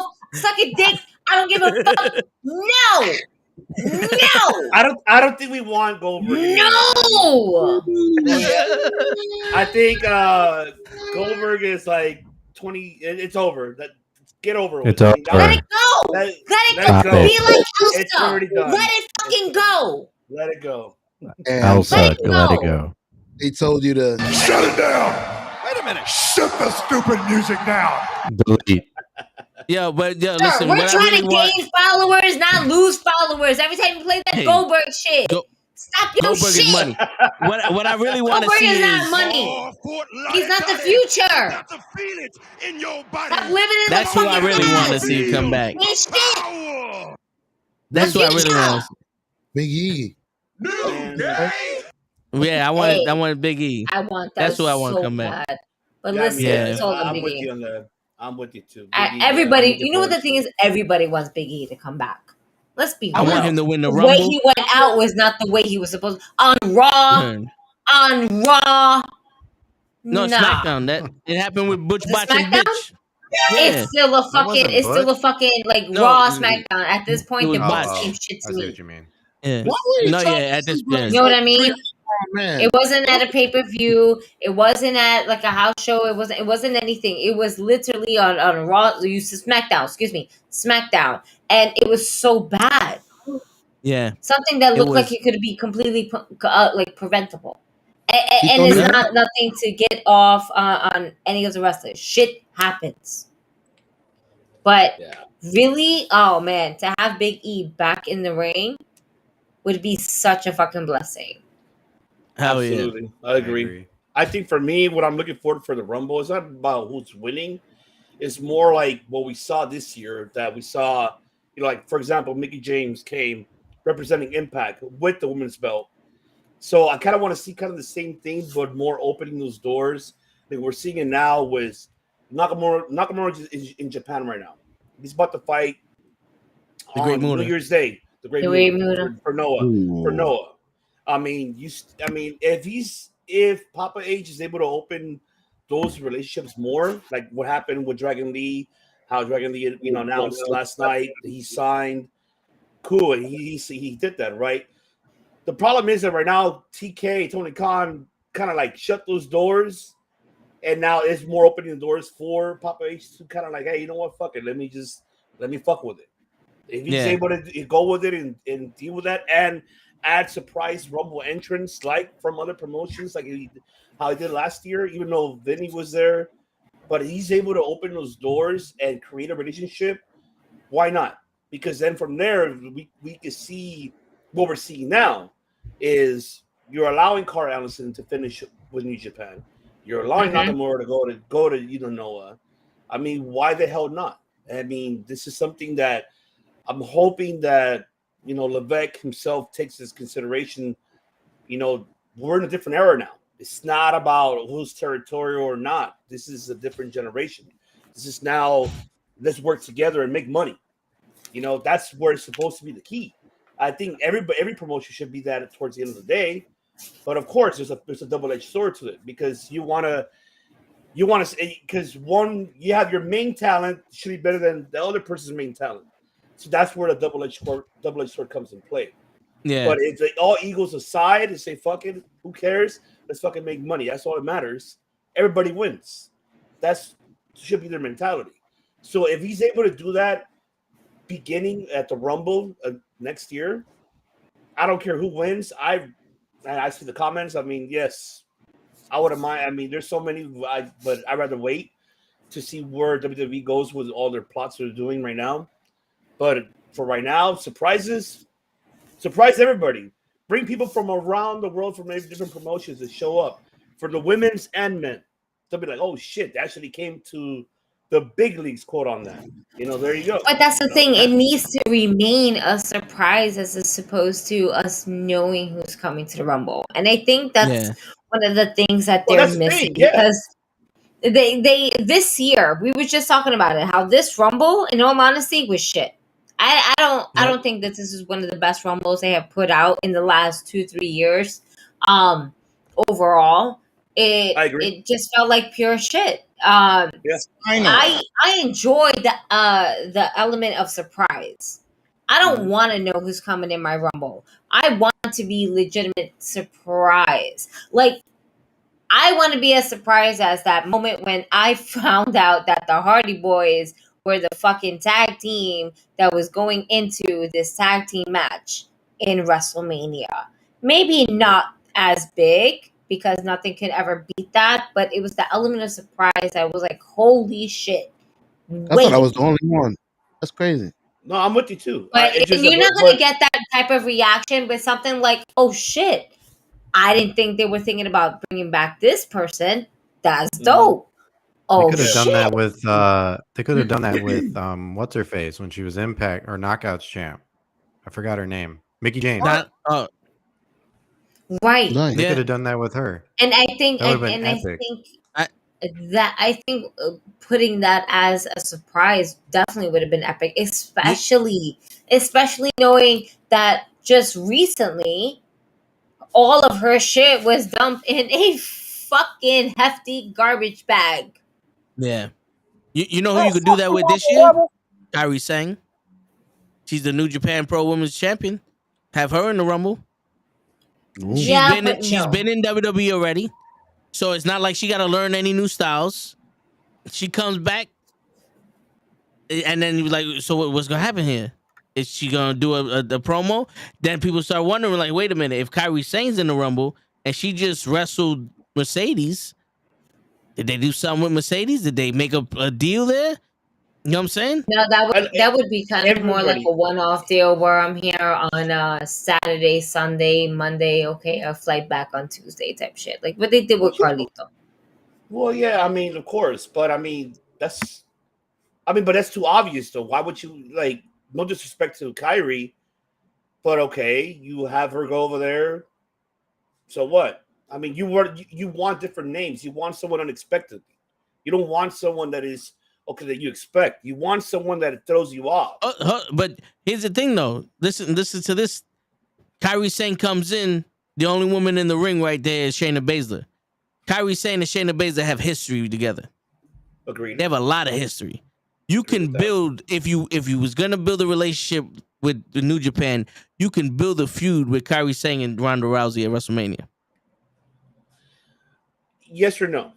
I mean, you could, but I mean, we already know. For me, I mean, if you want me to predict now what I feel about Rumble for the women's side, there's two ways you could go with it. It's kind of obvious. I mean, what other alternative you can go with it? Right. I'm talking about more surprises, but if you want to talk about winning, it's Rhea Ripley or Raquel Gonzalez. Those are the two they're pushing right now.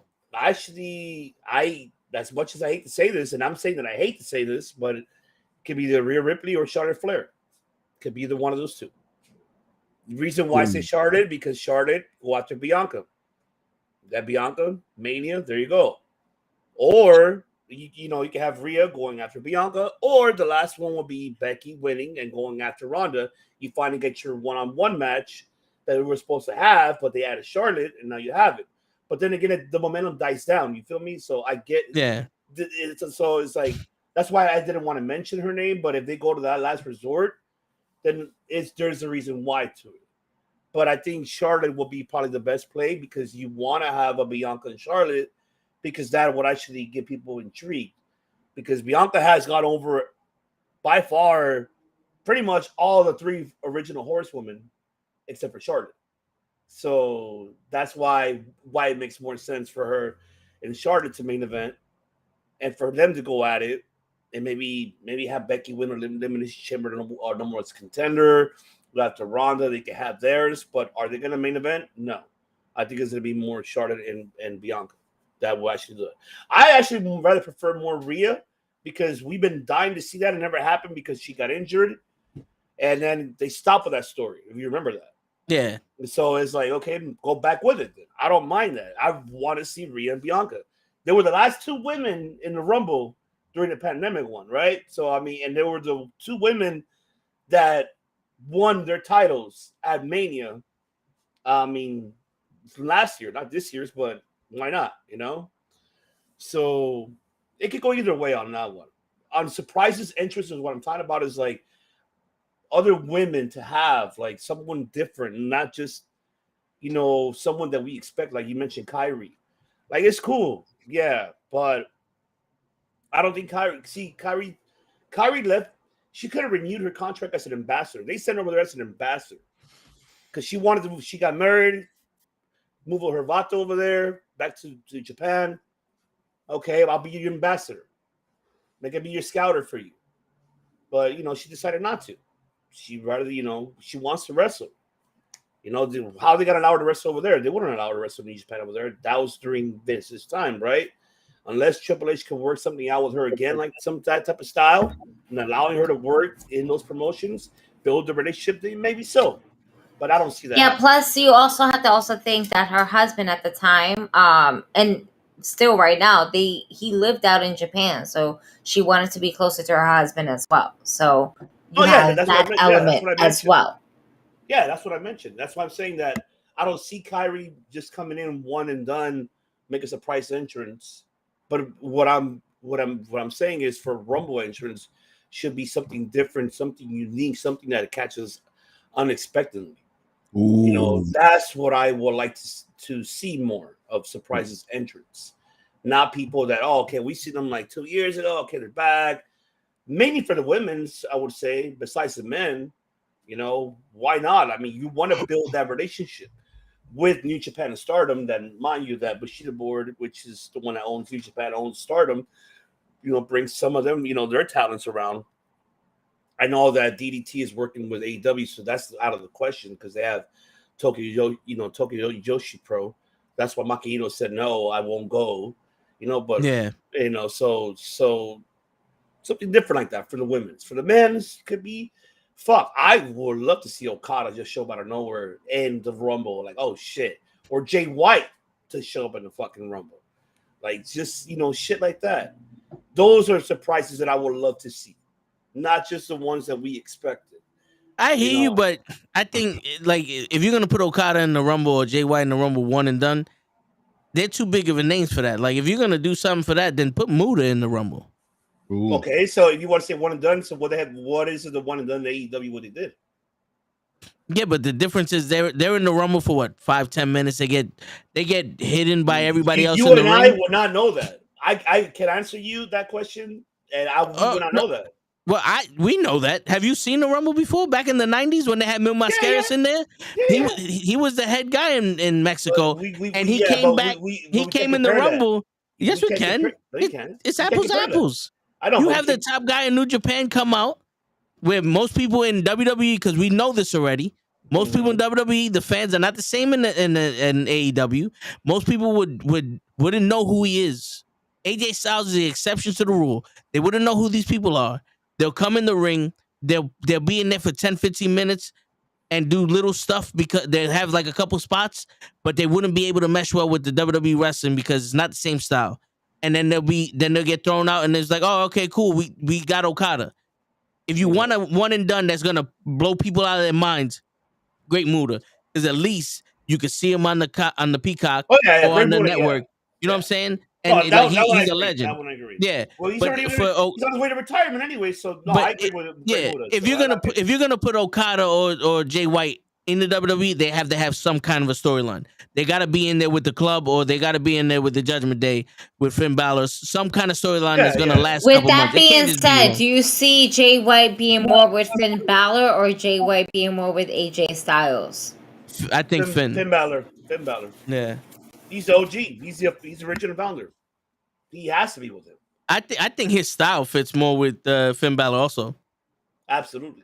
What do you think? All right, yo, Dave. I know Dave got to go pretty soon. You want to give her your last thoughts or anything? No, I got nothing except. Spinal. Do you want to plug anything, Dave? Do I want to plug something? Yeah. Follow me on yourself. The Pro Podcast, baby. Yeah. The Pro Wrestling Pro Wrestling Podcast. Yeah. Yes. Name my Pro Wrestling opinions. Podcast. Go ahead and follow Excuse me me. on Excuse Instagram. me. What? Duh. It's the Pro Wrestling Podcast. Word. And you guys follow me on Instagram Said that shit. That's what and YouTube. Can you believe that? That shit went. That dude, shit fucking blew up, Dave. I'm so it fucking happy blew for the- you.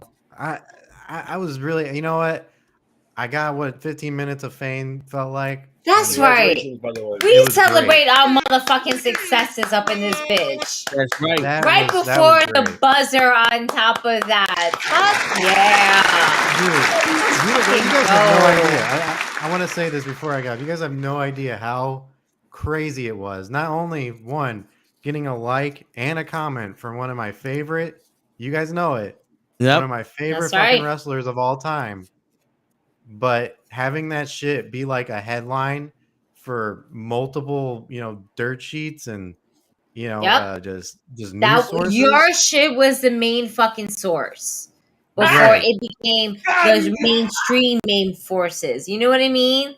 Like your shit fucking made it. Go fucking Dave. Let's go. It's that is so fucking cool to end the year like that. Hell yeah. I love that. And you know what? And you fucking deserve it. I wouldn't be anywhere without my knucklehead family over here. I Hey. wouldn't be anywhere with them. I And we swear to heart God. you, Dave. We love that. Yeah. Because you are a That shit is so knucklehead. great.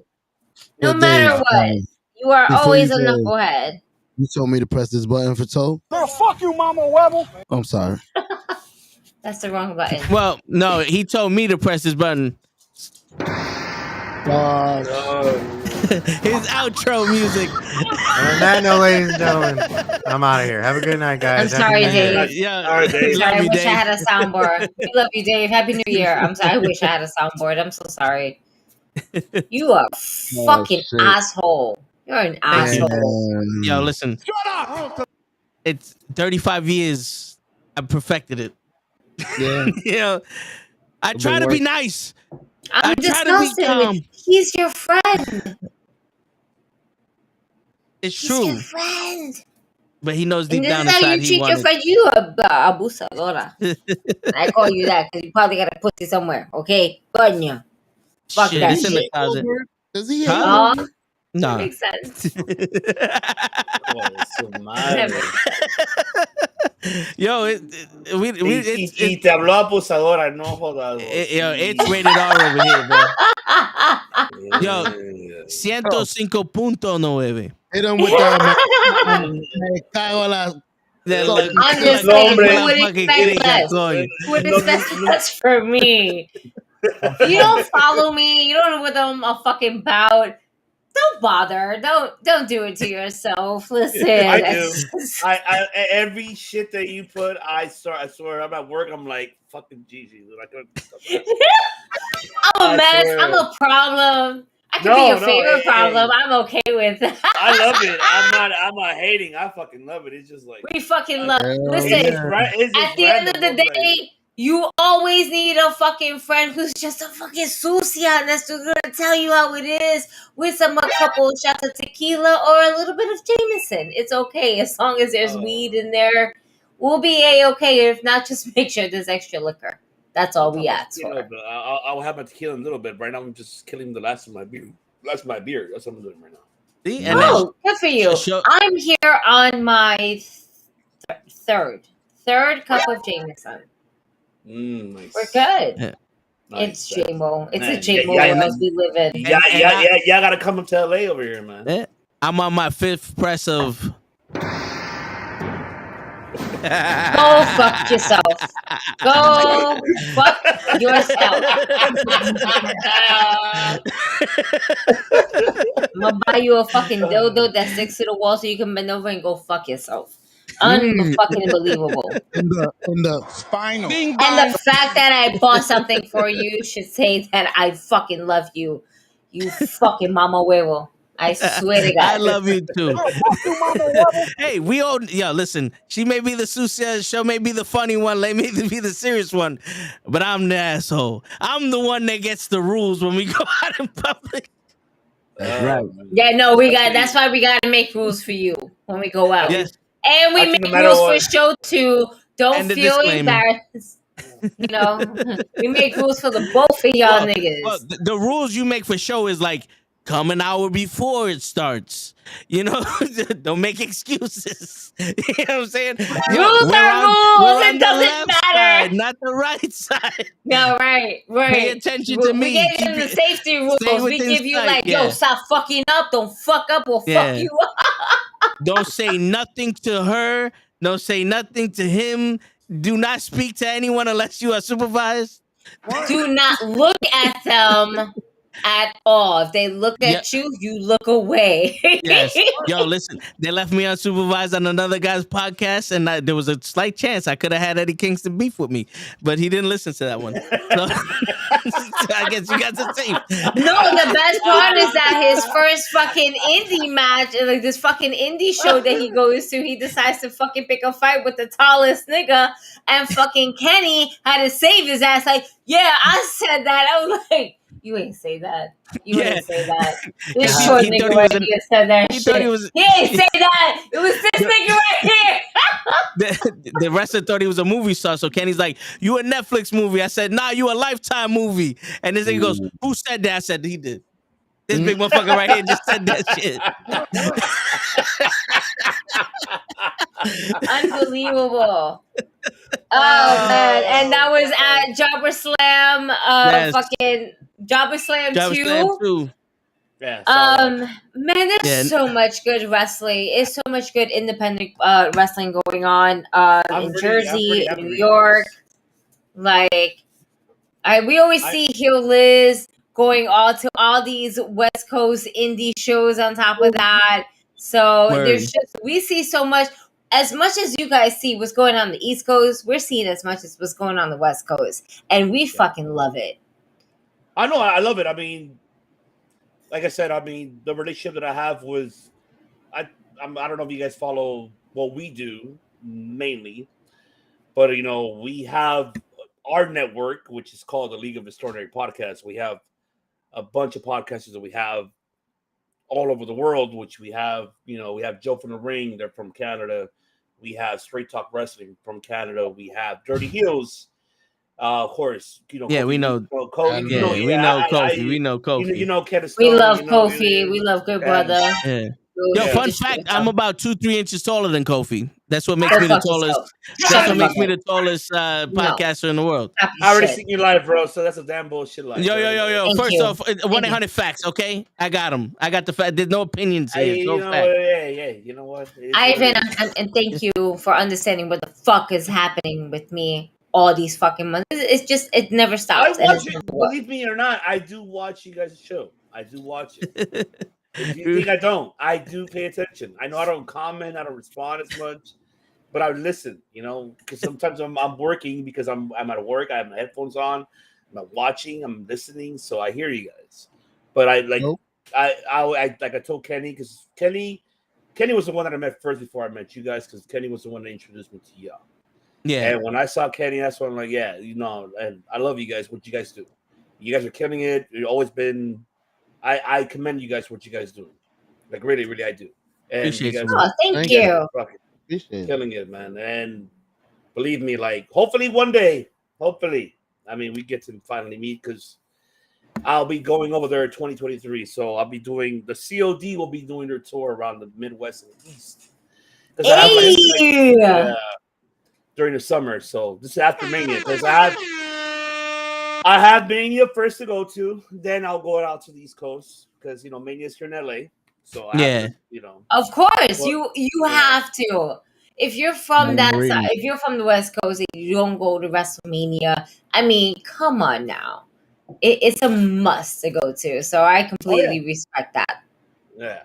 So but during the summer I'm going out there. I heard that the summer is okay for, you know, out on the East Coast. So I have a lot of people to go see out there. That's the goal. And a lot of promotions that I've been working with. There's a lot coming. But like I was mentioning earlier, so yeah, the League of Historian that we have is, you know, Dirty Healers. We have the Ring Fanatics, Backstage Brawl, Independent Center, of course, the Wrestling DeLorean podcast, which is not part of mine's. Now he's, DeLorean was me. That's what we have. Is a whole network that we have. And it's been working out so well. Everybody has been doing fantastic work. Even when I got Kenny in. I got Kenny in. I got Dave. Dave's so shy. He's like, I don't know what to tell you. Like, we're in the chat. What are you talking about? We're the fucking chat of the league. Say something. No, but we see that, and it's fucking amazing how our wrestling community is so small but yet so big at the same time. Because it's all about sharing the same love, the same interest, the same everything that we're so passionate about. We love fucking wrestling, whether it's independent wrestling, whether it's sports entertainment, whether it's AEW, whether it's New Japan. It doesn't fucking matter. At the end of the day, it's so fucking wrestling. And we're such a small community, but yet such a strong community. We're big. I think all of us together combined, we're big. I mean, absolutely. We all add our own shit to it to make this big ass community and everything. It's just so much. We love this business without having to be the wrestlers that really just get into it. They put their bodies on the line, and I respect every fucking wrestler, whether they are absolutely amazing or absolutely terrible. The fact that you got in the ring, decide to go ahead and try to pull a move, top dollar, over the top rope and don't make it, but you still try to go ahead and do what you got to do, I still respect you, sir. The first man eliminated. I will say that it wasn't. I will say your top rope is not so very good looking. All right, like my Spanish is not very good looking, but it's okay. It's okay. Mark Henry said it the best. I wouldn't have sold that shit, but the fact that you tried. Bing bong. Bing bong. Bing bong. I would just say that never in your life try that again. Stick to whatever you have to do. Word. Don't fucking try to do a suicide Go to the bottom row. No. The bottom. No. To the He's the first man eliminated in the 2023 Royal Rumble. Okay.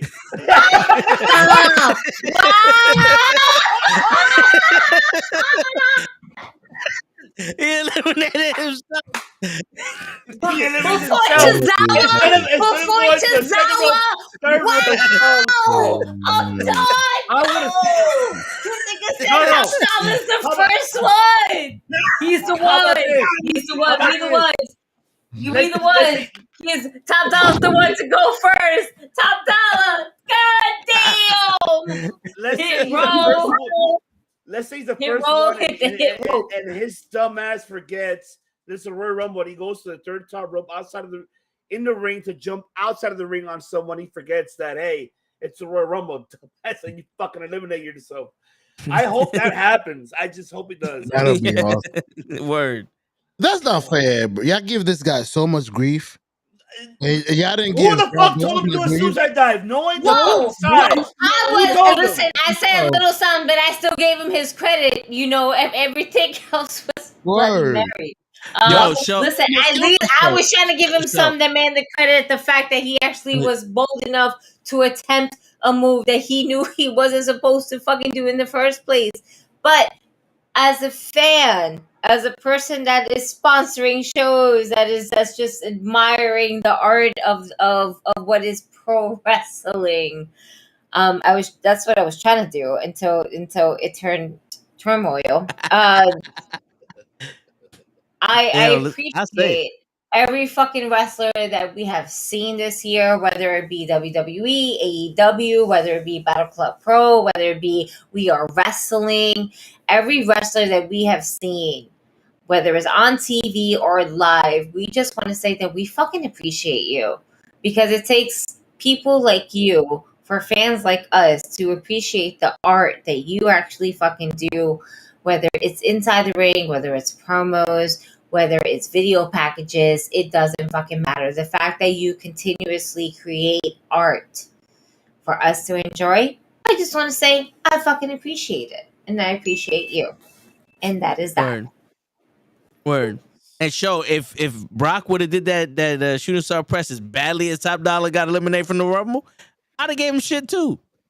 He almost broke his neck, bro. Yeah, but that was serious. If he would have boinged and hit the top rope and just flopped Top Dollar almost broke his ass just coming out of the fucking top ring, but we ain't gonna Top Dollar looked like hang on a little bit longer.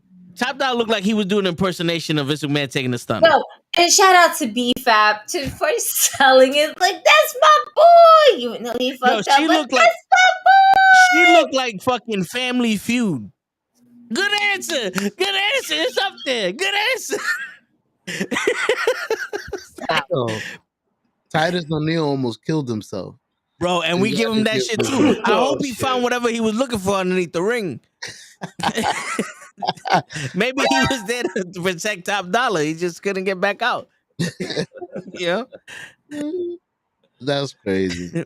But she disrespectful. She needs to the moonsault to Selena Vega though. If you saw, like, she didn't catch her all the way. Yeah. So like, yeah, I peeped that too. Yeah. And not for nothing, you thought I forgot, show, but I'll never forget. Why you think Mandy Rose did her little OnlyFans thing? Because she slipped and fell on the fucking thing and the ass got bigger because it swelled up. You know what I'm saying? So that was the last thing that fucking really happened this year. Yes, Mandy Rose gets fucking terminated by fucking WWE because it wasn't her OnlyFans account. She had another fucking something account that's like an OnlyFans account, and that's the end of the day. There you go. Yeah.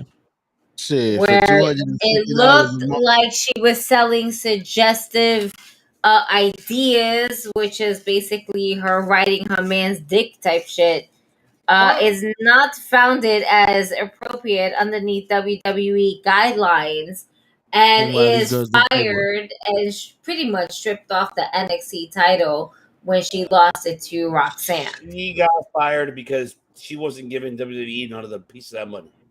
Bottom line. Nope. Because they couldn't pimp her out. They couldn't pimp her out. They knew it. I mean, how the fuck are you? Okay, so you're going to tell me that you fucking knew about it.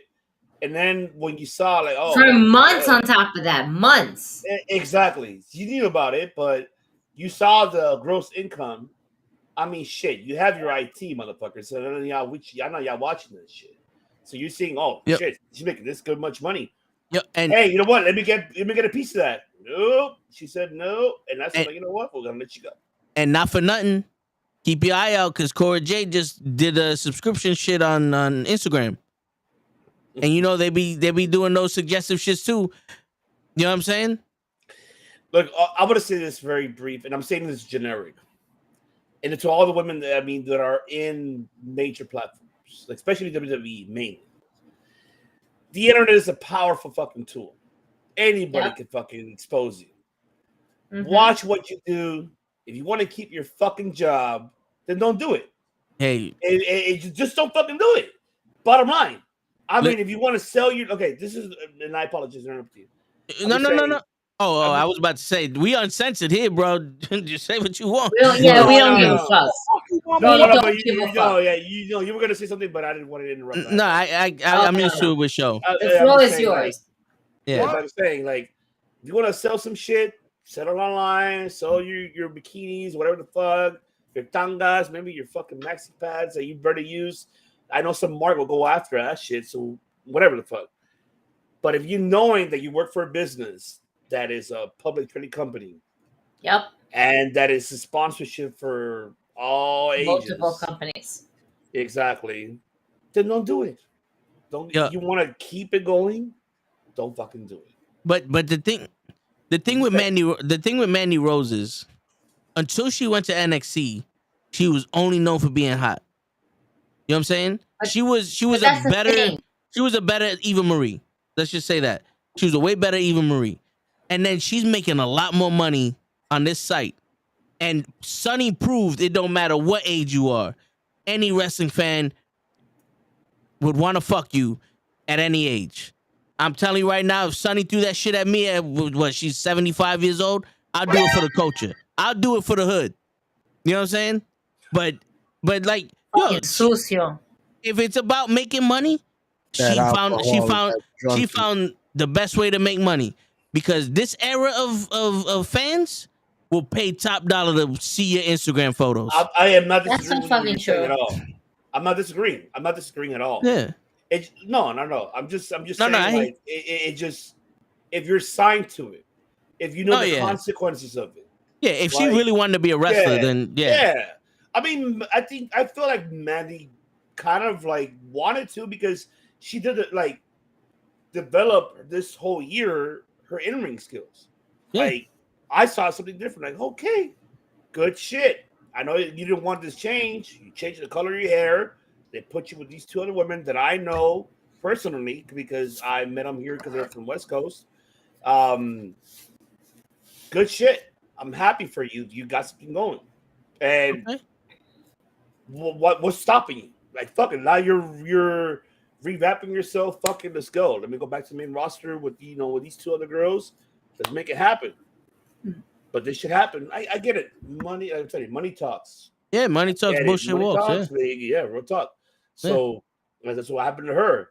You know, if she was making more money than her main roster money, because she wasn't getting paid NXT money. Yeah. I mean, I'm quoting on that because whatever is sold, we're opinionated. It's not. I'm not a factual person, but if so, then I can't blame her. I can't. But if they knew, but you just mad because you didn't get a piece of that pie. That's what it is. Yeah. When they were making money doing Twitch and cameos, WWE was like, we need that, and everybody said fuck you and turned off their shit. That's right. Why are they giving her so much money on my own? Sable was in Playboy. Because that was a WWE partnership with Playboy. That was a partnership. Yeah, man, they in everything. Yeah, no, dude. Hey, once you sign, Vince made sure that they were in everything. White corporate people make money off of everything you do. Those glasses on your face show, they got to deal with the glasses maker. You're making money for them. You don't even know it. They did it to Keith Lee. What's your name? Keith Lee? Nah, you can't. You're a battle cat now. Yeah. Yeah. Nah. We need money. Yeah. The thing is that don't forget that these guys are independent contractors. They don't have health benefits. They don't have pensions. They don't have none of that. So they have to make a living as much as they can, because that money oh my God, they're getting paid yearly. But think about monthly what they get paid. They get paid what, $25K, $30 a year. You're living somewhere, depending where you live at, you still got to pay taxes. You still got to pay all this shit. But and your health insurance. Health insurance individually is a lot of money. It's not like you work for a company that can provide you that. And your own expenses. WWE, I will give WWE every full 100% bright if they say, well, she has it. We give her insurance, we give her pension, retirement fund, everything else. Then they have all the rights to bitch about. But, however, not really, because she's an independent contractor. That's it. So I have to give Mandy her credit too. Like she has some working for her money. Yeah, I ain't mad at him. Yo, listen. The way I see it is this: you want to take your clothes off on the internet and get paid for it. You an adult, you do what you want. Yeah. But if you can't endorse that as a company, then you should not be endorsing the fucking drug addicts, the murderers, the rapists, and the kidnappers, and all those other fucking people that you had there that they had to do crazy ass shit for you to fire them. They literally had to fucking stab you in the fucking heart for you to fire them. Vince McMahon. Like Jeff Hardy right now can call up the WWE and work tomorrow if he wanted to. If they bring him back, but one nipple slip, like half of a fucking nipple, gets leaked to the world, and A-Train got a problem with it and goes tells Papa H. And then they go, well, you know something? If you're not gonna show us he here told today Shawn right Michaels. now, He told mom. and then, he didn't tell dad. He told mom. But that's what it is. Like, oh, you got naked pictures out there? Yeah, we can't have that. Okay, so fire Seth Rollins. His dick is all over the goddamn internet. Fire fucking all the other girls that have OnlyFans. You know, Gigi Dolan had fucking OnlyFans before she was in WWE. What? This shit's out there. There's a lot of naked wrestlers out there, men and women alike, that are still wrestling for the WWE because she's making money for it. Now there's a problem. What? And Chelsea Green had to take down. Chelsea Green had to take down her OnlyFans because she is coming up to the WWE. But let's think about what the check cuts for the OnlyFans account versus the WWE. You have certain people there who the money was cut in for them at that moment, but in the longevity of it, WWE would have been a big profit for them. Yeah, I mean, this is really, at the end of the day, I want to say is Paul's call. It's really more Nick Khan than Stephanie. And I know I hear you, Toby. You mentioned I'm not disagreeing with you. It just, that was Vinny's more era. That was more like, hey pal, this is my shit. But get away with it. I mean, he's able to he got away with shit. Karma's a bitch, and then butt him in the ass right now, right? Okay, so this is different now. I do remember Triple H doing this in DX and having women flash him on TV. That's 1998, bro. We're in 2022, going on 23. That's like a good 20 years. We can't compare it. The only thing that changed was it was you went from paper. Company. No, but the only thing that changed was you went from paper to internet. Because OnlyFans is the new Playboy right now. Hold on, no. It was a private-owned company until a public company. It's different. China was in Playboy like 4 times while they went public. No, they weren't. Yes, she was.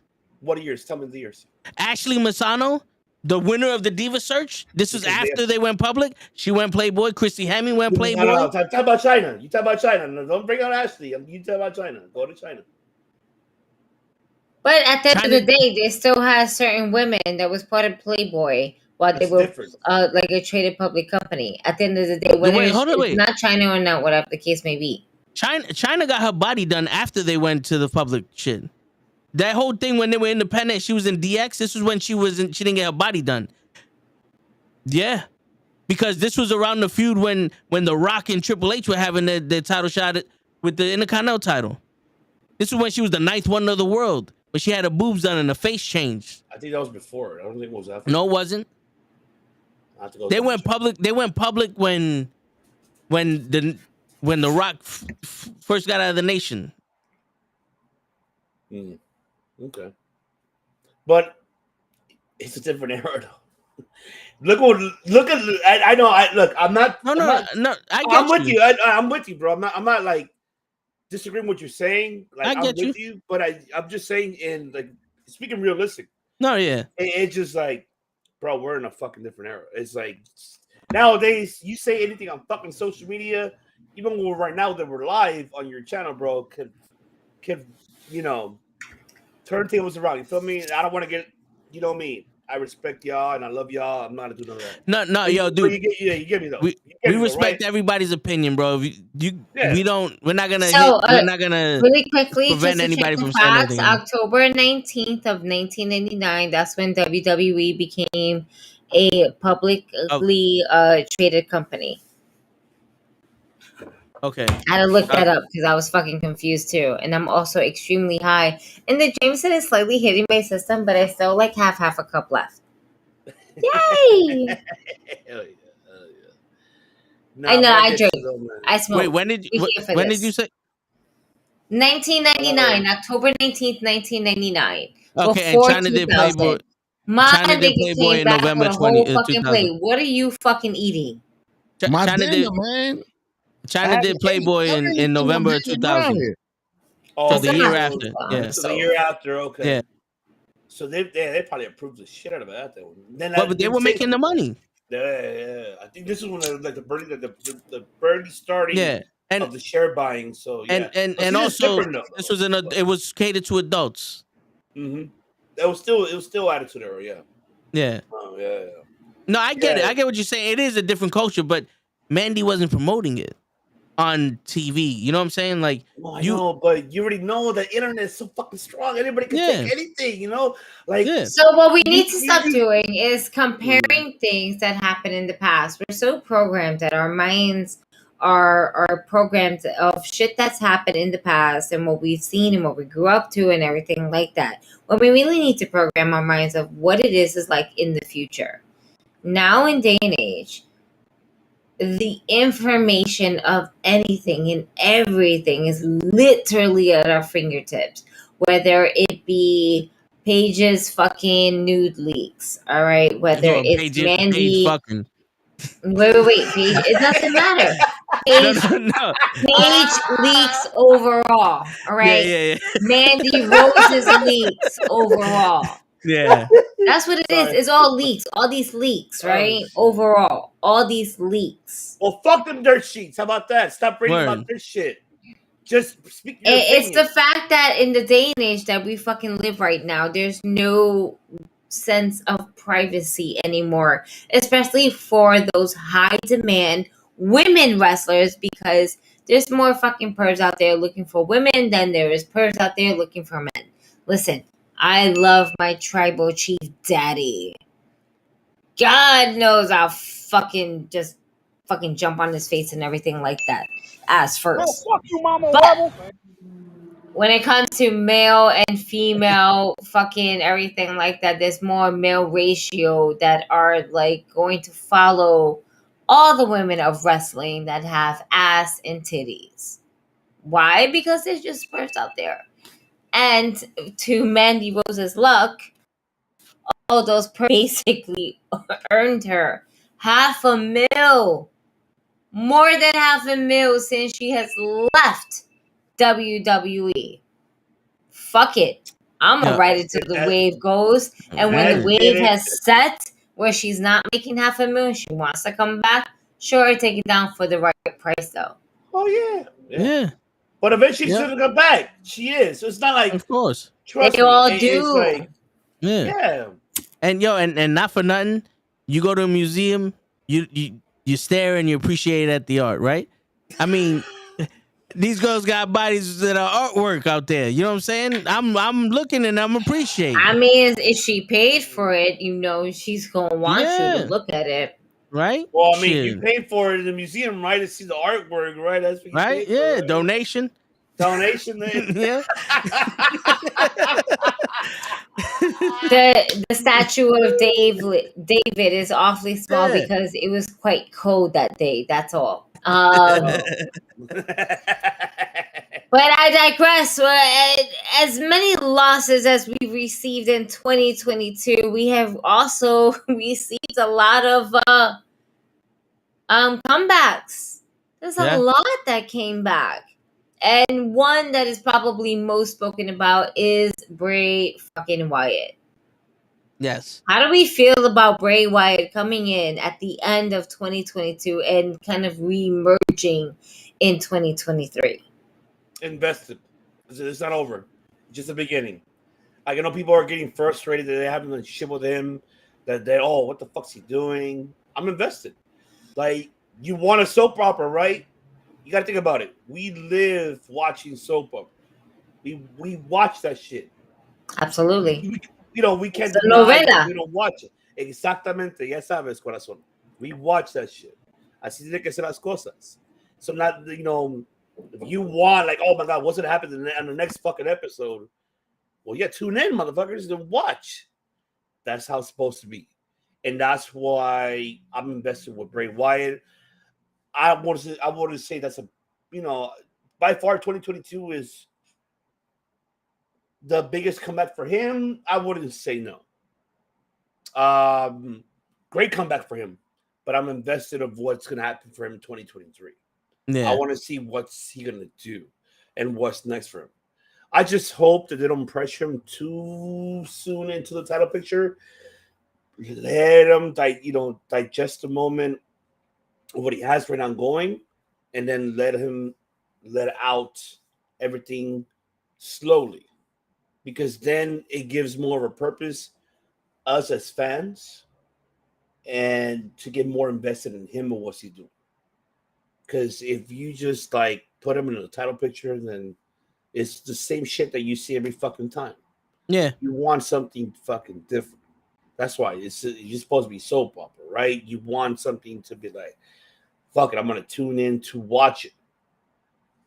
Then I think this is the way how they're pursuing with Bray is the right way. I know people are frustrated, like, what the fuck are you doing with him? Come on, hurry the fuck up.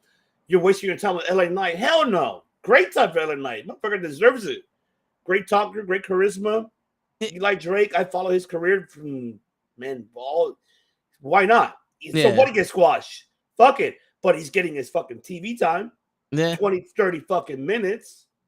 Instead of being on fucking Main Event on Peacock or anybody else, fuck that. He's getting a TV fucking national platform. With Bray Wyatt, he's gonna get squashed. So the fuck what? At least you'll hear him say, let me talk to you.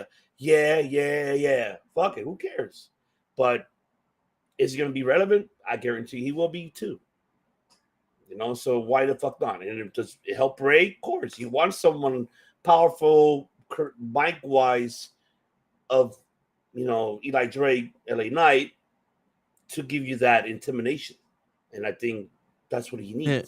See, the only problem I had was that it felt like the LA Knight shit came out of nowhere, because the return was really strong. And then they got cold. Yeah. Yeah. And then the LA, I get you. Yeah, the LA Knight stuff came out of nowhere. The Uncle Howdy stuff was kind of interesting. Yeah. And now we see the stuff with Alexa Bliss, and it's kind of like, that's the one thing that really kills me. Real talk. It's just like, we get got over rid that of shit. Yeah, get over the Alexa Bliss shit. We got past it with the Lily shit, and now it's coming back, and you see Lily in the background, and it's like, it doesn't make any sense to me. You get me? Like, I'm with you on that too, because it's like, no, where are you going with this? Like, it would have been better if they would have went back. You have to bring all of them back. No. The technique in which they're doing to bring them back. I don't mind Alexa Bliss going back with Bray Wyatt, but I would have loved if it was one of those that is working. I think the technique is working because Nikki Cross, no, she's just been a psychopath overall. What they're trying to do with Nikki Cross is bring back her sanity. And that came out of nowhere too. No, it did, but when everyone has their breaking moment, that's her breaking moment. So I kind of understood that. Alexa Bliss, because Bray Wyatt came back, she's always said that her favorite time of being in WWE is working with Bray Wyatt. And the fact that Bray Wyatt came back and they probably linked up, was like, I can't really have a Sister Abigail without you. It kind of adds all to it. She is that toxic ex-girlfriend that they're always going to go back to. But I hear that, but the thing is, like, they're missing an opportunity because there's a wave of insanity going around in the Divas division, in the women's division, because I think there's the monkey in the wrench that is needed. Yeah, she's acting crazy. No, she's acting hardcore, and that's the thing. She's acting like the hardcore Somebody gotta give ECW, her. Wait, Liz, are you and talking whatnot. about Nikki or talking about Alexa? Which are you talking about right now? I'm talking about Liv Morgan. Oh, He's talking about Liv Morgan. Liv Morgan is more So just ECW wannabe fucking hardcore No, person. But the I thing, feel like Liv Morgan is trying to find herself. She doesn't know where she's at right now. but the thing is this. So like, it's a coincidence that they're not really pouncing on that when Bray Wyatt made his return, Liv Morgan snapped, and then I think shortly they might after have. Nikki I Cross think that what snaps, they were doing and was now kind they're of like haunting Alexa Bliss. bouncing the idea back between Liv and Alexa. Liv and Alexa. Is the But, thing. I mean, like, I feel like they could have came out with something else. Like if Liv Morgan would have snapped, and there would have been a Lily or whatever the fuck the doll's name is somewhere. Yeah. Right. Yeah, but and then Nikki Cross is is following Dexter Loomis, and then you see Lily somewhere. Yeah. You know, like just hidden, like one of those the PR codes. Like people got to investigate this shit. But You then, know what I'm saying? Just I told you to, but let's add this to it.